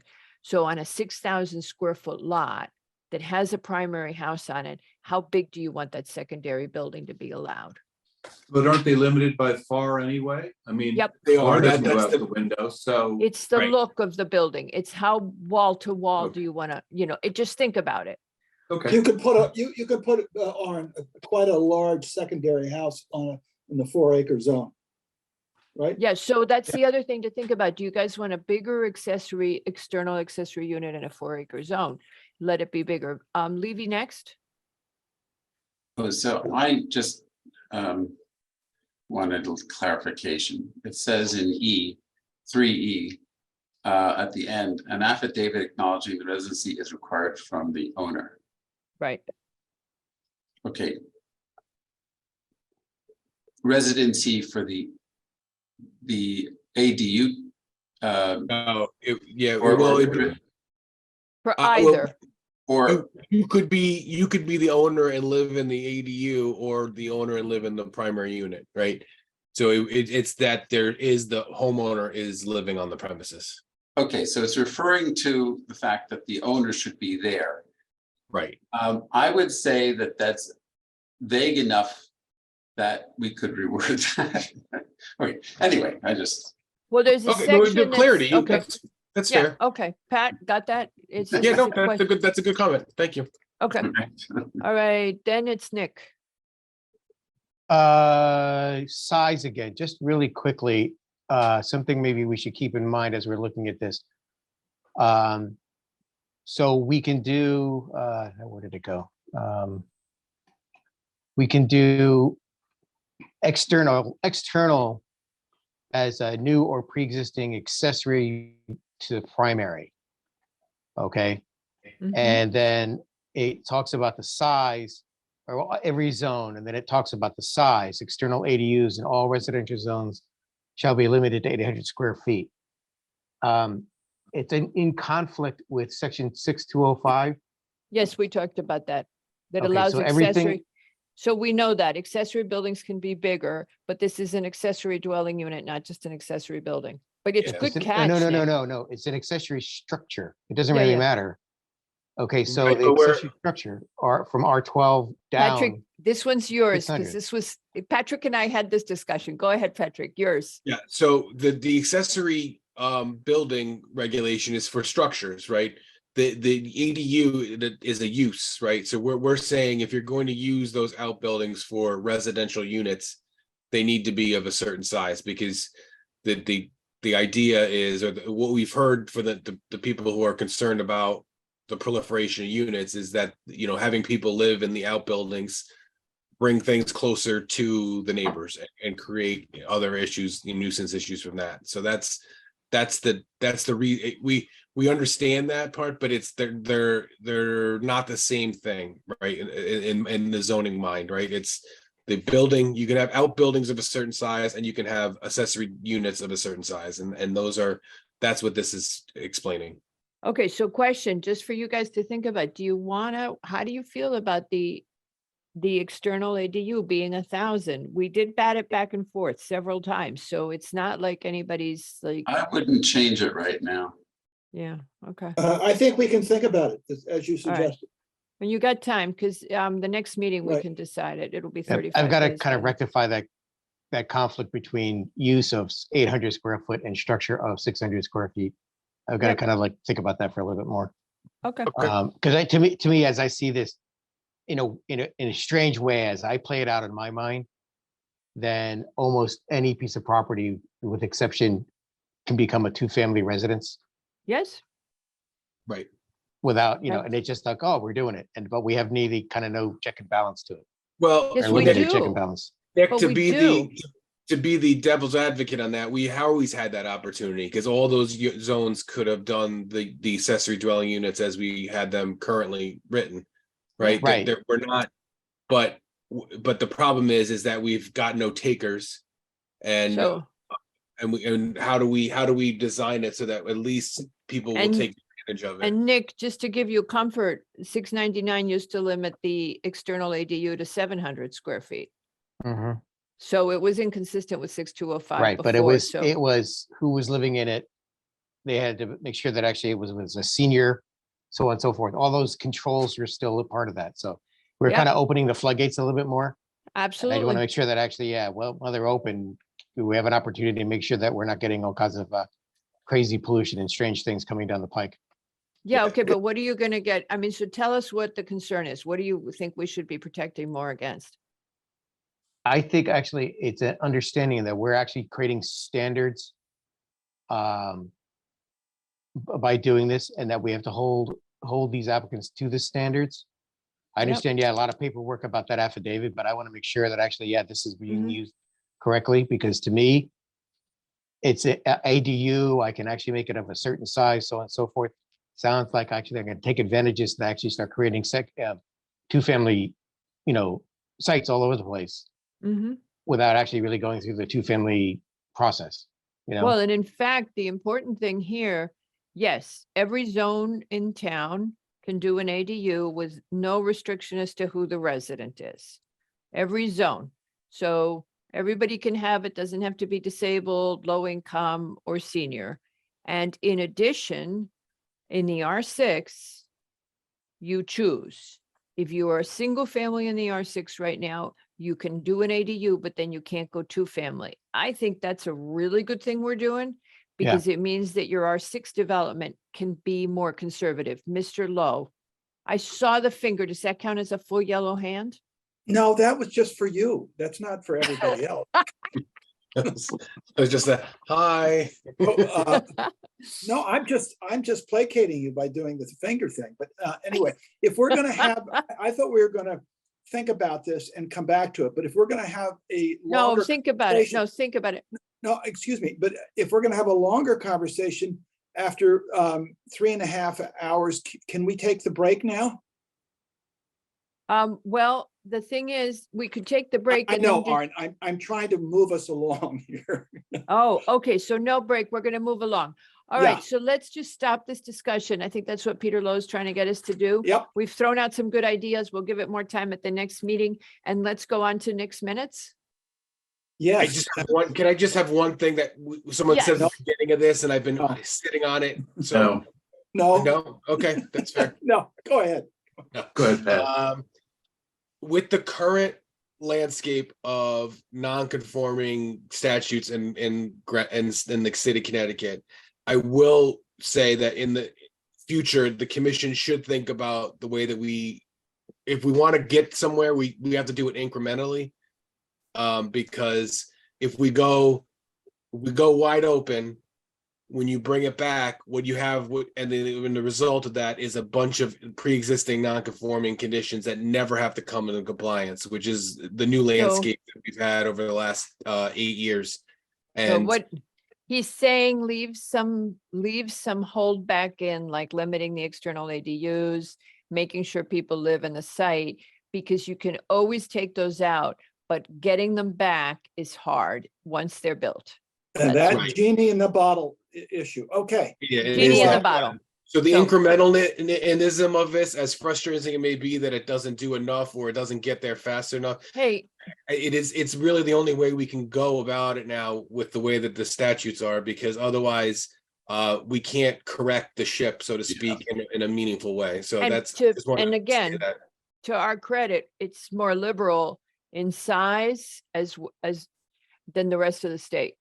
So because they could do the math, if someone has a 10,000 square foot house, I mean, come on, let them have a decent ADU in the building. Right? Why not? It's a great acknowledgement of property rights. It's good. God, I happened to love it. Nick- I love it when I think I'm making the Democrats happy and somebody gives me a really good libertarian point of view. That's awesome, Peter Levy. That's great. Okay, so we're making everybody happy. All right, shall we move on to Nick's minutes? Yes.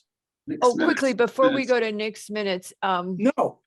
we're Let's- gonna, we're working on the moderate income regulation as well. That'll be the next one to come out of the pike. Do we have to close anything out? I mean, do we have to just make a decision on anything? No, on items, yes, and you're seated. So tie yourself to your chair for a couple of minutes. Nick, quick, your minutes, and then we'll go. Oh, I We'll thought I have- was not supposed to do my minutes, but I'll do it quickly as Okay. as the minutes for Wait, why is 9:14. he not? Oh, you're not the- supposed to do your minutes. Yeah, You're right. that's what I think it was, that's- you shouldn't make a motion for the, yeah. Approval of his own minutes. Could somebody kindly make a I motion? might make the motion for the approval of the minutes. That would be September 14, September 28, October 13, and October 26 of 2021. Do I have a second? Second. Good. 21? Yeah, we're gonna get there eventually. Levy has seconded. All those in favor say aye. Aye. Aye. Okay, so the next thing we have to do is the election of officers. That's chair and secretary. I know there's a lot of people who are dying to write All right, motion. I have something to say. Yes, To say something. I'd like to suggest that we renominate the existing Team. highly successful and bilingual of Albin and McRae to continue their good work of the last many years and to finish the job. Can I make a campaign speech in support? no campaign speeches in support. Dinner's waiting. All right. Can alternates vote? Yeah, what the heck? We don't care. Do we? So, do we need to take a voice vote or can we do it? Wait. First of, do I have a second? Second. I give it to Levy. Can we just do voice vote? Yes, just do the Yes, voice. let's do it. All in favor? Aye. Aye. Okay, thank you, guys. How long is this Um, term again? Wait a minute. How much, what? Like, I think it's lifetime. It's a year, but we too keep late. stretching the It's too late, election every Nick. time.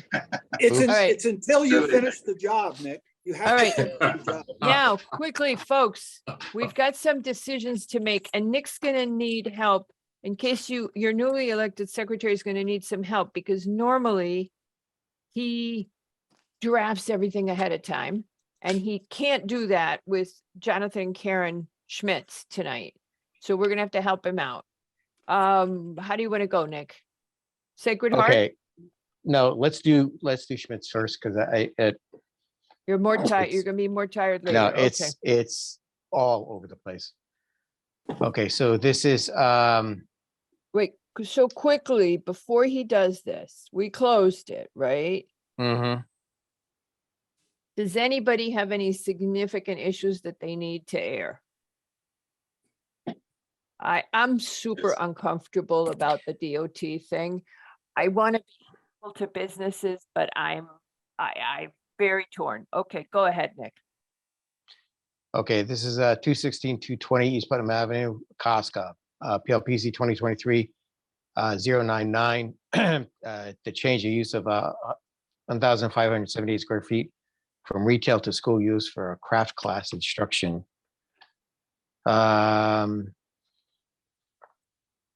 Okay, and it's on a 9,200 square foot parcel in the LBR2 zone. Pre-application was made on 3/21/23. That we are talking about, let's see, parking is non-conforming. There is a two-family residence sharing the parking. Let's see, ARC has not reviewed this and ZEO submitted comments on 5.2 with no comment. And parking is indicated to be on land owned by the state of Connecticut. Okay, I would say motion to approve, noting the following conditions. No patron use of the front door that faces US 1, except for egress by code, state building code. Access to the premises is to be by the rear door facing the private alley, driveway, whatever that's in the back.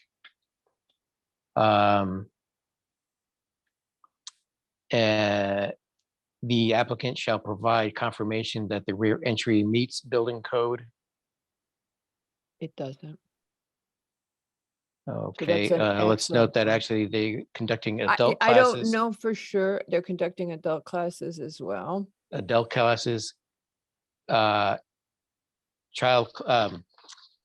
classes and camp and birthday parties to possibly day on Saturdays and Sundays. Let's see, classes are staggered 30 minutes to instructors. Adult classes are limited to 3 in the morning, 2 at night, 10 students max. Children classes are no more than 4 classes a day, 15 students max. Limit of 4 classes Monday through Friday, limit of 2 birthday parties Saturday, Sunday. Okay, has 3 designated parking spots, 1 at the front and 2 in the rear. And I think that's what I have here, unless we want to talk about the encroachment permit, limiting classes or I anything think else. we Well, I don't definitely, think we should talk about the encroachment permit. Just leave Okay. it the way it is. okay. Patrick, If that's how we want, if the commission wants to do it, that's obviously one of the options we talked about. Well- It's, the other one was, setting up a time period for which they could address that or just saying, which I think is the most for you, that we're not going to allow How would entering. you word that? I would like to, I know the problem is, Peter Levy, we really should probably get them to address that encroachment. I mean, we should. So how could we Well- word that? Well, without I just think it's problematic and we can do it, but they have do they have a year lease? 2. Oh, it's a 2-year, okay. Well, the reason why I just blurted that out was that they're either gonna do it or they're not. Now, if we tell them that they must, I don't know how you tell them that they've got to do it.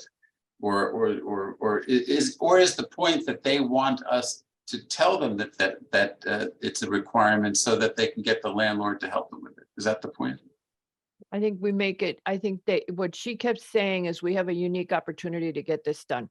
So I think we should try to put some language to get it done, because it also means they could repave that lot. It's got like this one huge pothole you could like have a swimming pool in.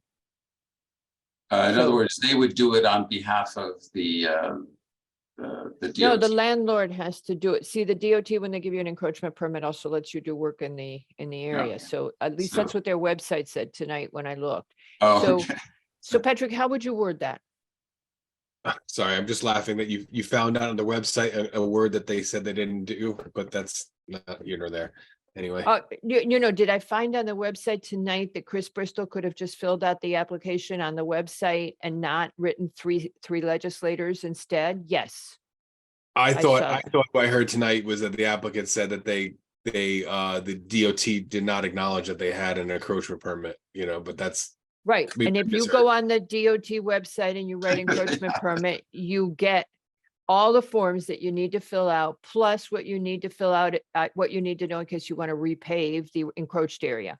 Yes, he obviously didn't go on the DOT website. I don't know what he think did. we Go ahead, but I'm getting stuck.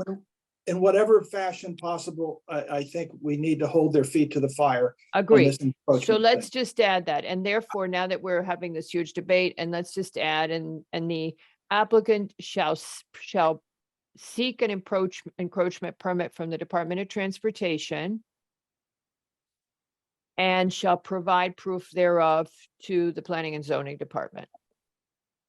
So that's not really enforceable, but we just need. Yeah, where's the teeth there? Where is the teeth for that comment? Patrick, any ideas?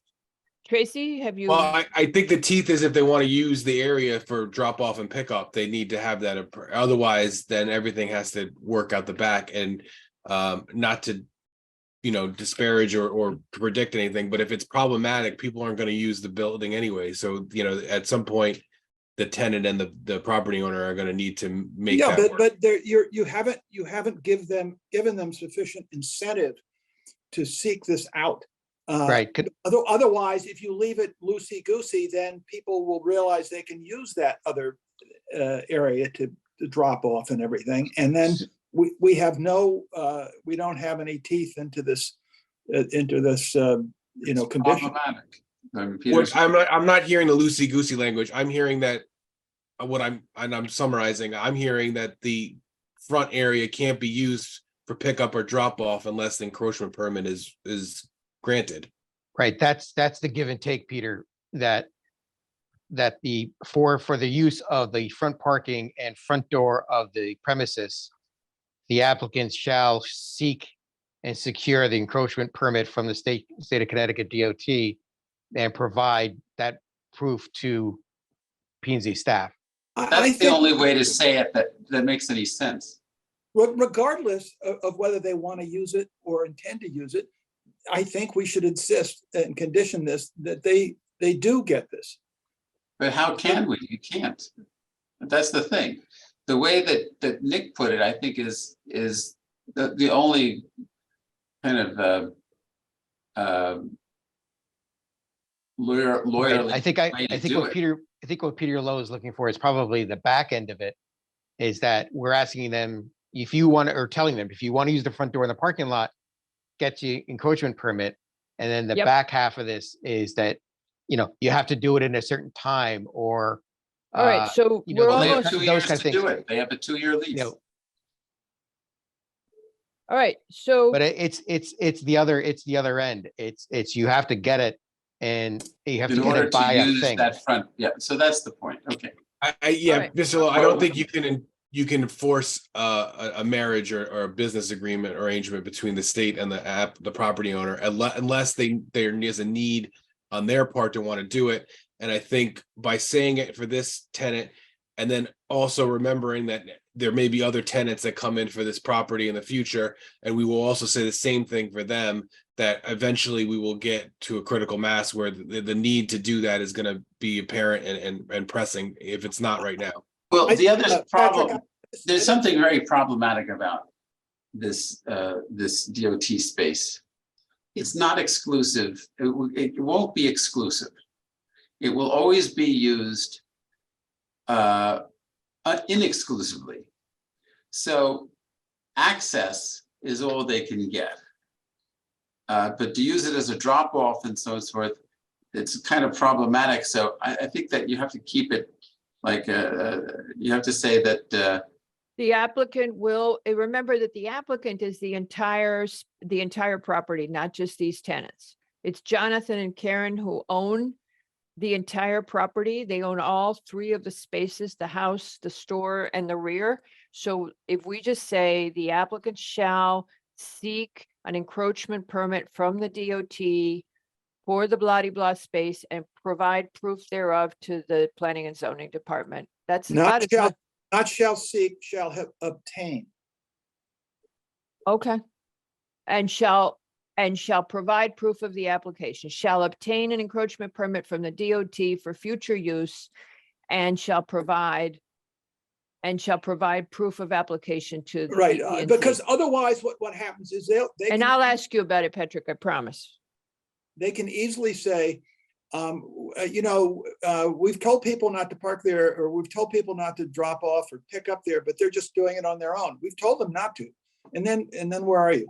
You're right Right. back at square one. Okay, anything else? So we got that condition done. What else? Applicant shall address any and all interdepartmental conditions. All right. Did we leave anything out? Patrick, would you add anything else? All right, Second, all right. Lowe has seconded. Levy, how do you vote? I And hold on a second. This is, just regulars. Okay. Yes. Okay. So then, Yeski, how do you vote? Aye. McRae? I am very uncomfortable with this. I vote nay. Okay. aye. Okay, Chair. Okay, Chair. Here's your chance to be a leader. I love this. yeah, oh, you know, Would you, problematic. do you want any explanation of why I'm voting nay, or we'll just leave it at a nay? Not yet. No, you go ahead. Why don't you? Yeah, give us an explain? explanation. Okay. One, we asked for a number of times actually for the applicant to discuss this with the Connecticut Department of Transportation. There was one quick email, but I don't believe, in my opinion, that they followed up in due diligence to discuss the conditions of what they needed to on this. There were a series of emails back and forth. One of them was disparaging to our esteemed group. I feel like I'm being forced into doing this evening without all of the proper information in front of me. One of our, as I said before, primary directives, if you want to forgive me on that, is safety in the streets. And the fact that there's camps and children's classes here makes me uncomfortable about the operation of this parking space, parking area in the front. As I play this out in my mind, if for some reason something happens in this space, it's state DOT, and they may not be aware of what's going on on their own land. So I'm just very uncomfortable about the vehicle movements that could happen in and around the site. Understanding, yes, the children are involved, and there's lots of classes and camps, birthday parties, so on and so forth.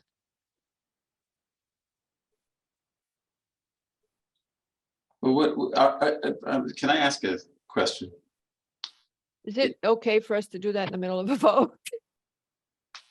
Tracy? We're still waiting for a critical vote. Yeah, I think we need to finish the motion, the yays and the nays here. I mean, if we want to rephrase, I think we need to either, kill this one or start, or, go forward.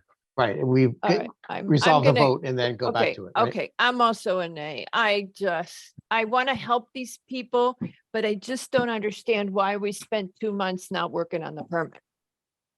I agree with that. So now what happens with a 3-2 vote? We have to.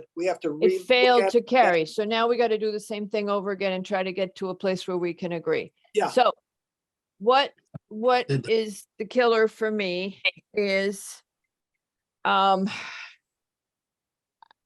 feel like that entry in the back, I don't know if it's legal. But I like the fact that Nick said that somebody was going to make sure it was.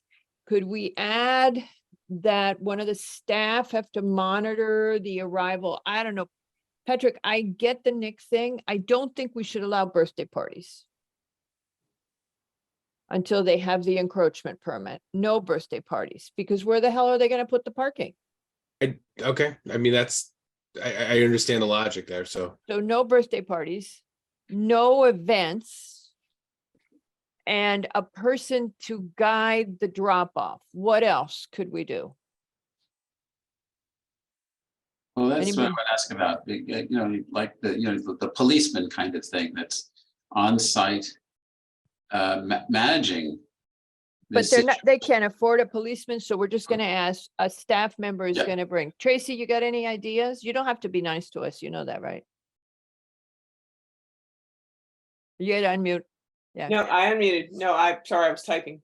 No, I certainly think until they have their encroachment permit, you need to. I mean, classes are fine, those are defined. Yeah, it's the birthday parties and other special events. Okay, so no special events, no birthday parties, and when the kids get there, it's gotta be, somebody's gotta make sure that the traffic's working. Nick, is this, are you thinking about what about your own objections and whether they're being satisfied by this discussion? I am thinking. All right. All right, let's give that one a shot. So I hereby move that the amendments, I hereby move that motion is amended. Do I have a second? Second. Okay, Lowe has seconded. Levy, how do you vote? Oh, I have to go first again. Aye. Yeah, because you're in the upper left corner. I'll move you down to the next one. Yeski, Aye. all right. Lowe, Aye. and Nick, I'm gonna make this easy for you. Albin is an aye. Okay, I'm still a nay. Okay, all right, so we got a 4-1, no birthday parties, no events. Okay, all right, let's go on to 100. And the convent.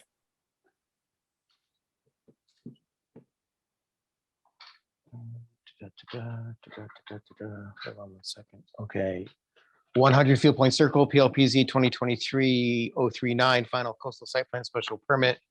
Applicant seeking approval of various additions, alterations, and site improvements on a 2.6 acre lot where the total volume of all structures would exceed 150,000 cubic feet. The property is located in the RA2s and COZ zones and VE 16 and VE 15 zones, flood zones, and X flood zone.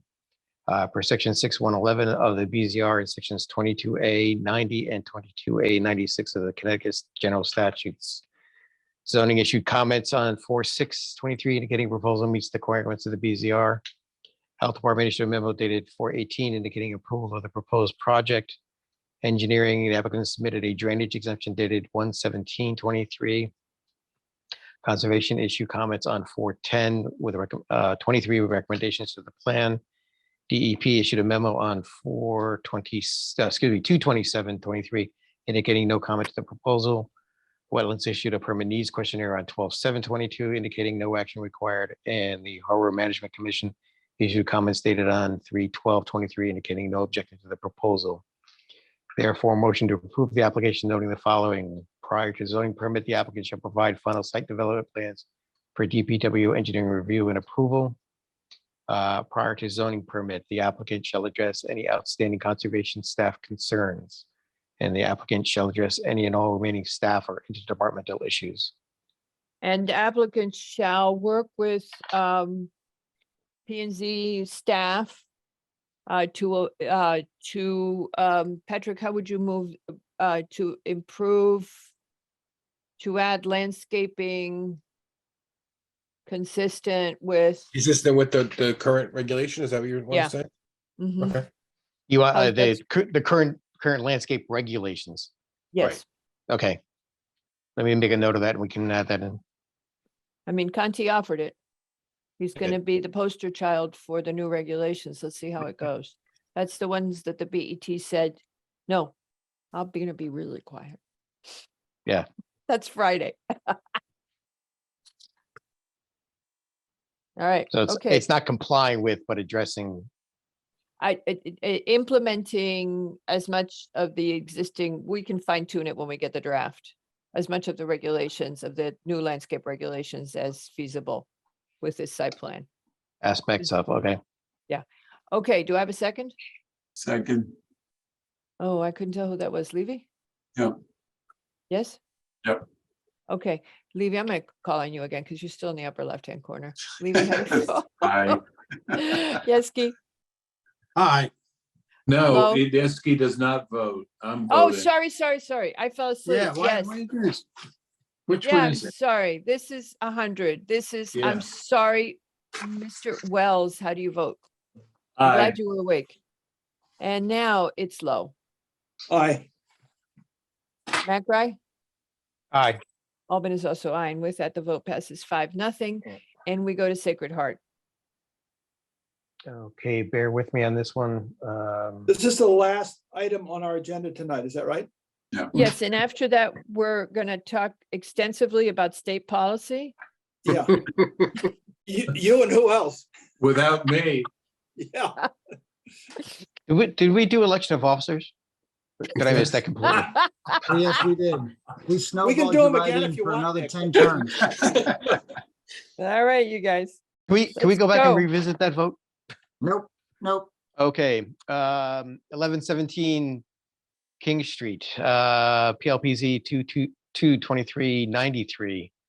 A modification to increase usage, a number of previously approved temporary trailer mounted lights for use by White Plains Rugby and Sacred Heart School. Applicant has requested modification to use plug-in LED portable trailer mounted fixtures. Monday through Thursday from Monday through Thursday from dusk to a maximum of 10:30 p.m. There will be a total of 20 lights to be used, 10 lights per field. Fields will be both synthetic turf fields and the southernmost turf field, grass field. Use would be limited from September 1st to November 5th, and from March 1st to May 15th. Or while previous applicable conditions still apply, the applicant shall provide any and all required means to prevent any kind of tripping hazard. And I guess we had something that was suggested about actually the applicant is to meet with the building department to confirm and verify that connections are safe and adequate. The lights are used to be used on no more than 2 fields at any one time. Let's see, I think that's pretty much it. And the applicant shall address any and all interdepartmental concerns. Okay. Do I have a second? Second. Mr. Levy has seconded. All right, I'm gonna surprise you. Mr. Lowe, how do you vote? What? Aye. Mr. Yeski, Aye. Mr. Levy, Aye. Mr. McRae. I just like to say this is a very interesting workaround of our previous decisions about athletic field lighting. I just wanted to say that, but my vote is aye. If you have a, if you want to go for broke and, my own take, since we're commenting, is anything's better than having those generators out there. Yeah, but they still have electric motors in them. And it's one of those things is that if we were talking about lighting on another field, we'd be very concerned. This is kind of thing because it's a kind of a permanent temporary solution. I'm seeing that, another school could come in and do the same kind of thing. Oh, we're putting in permanent temporary lights, and that kind of alleviates the whole issue of, what are we really looking at? So, but I think actually maybe the way that we've teed this up is actually the standard. So next time somebody comes in, we know what to look for and what to condition. Okay. And with that, Did we do all the votes? yes, No, Oh, yours. me. Albin is also aye, and with Albin that, it didn't vote. passes 5-0. Okay, good. There we go. All right. Okay. All right, everybody. Don't dawdle. Don't drag your feet. I know you're hating to leave. Bye. thank you, and good night. Madam Bye. Chair, good night. Night.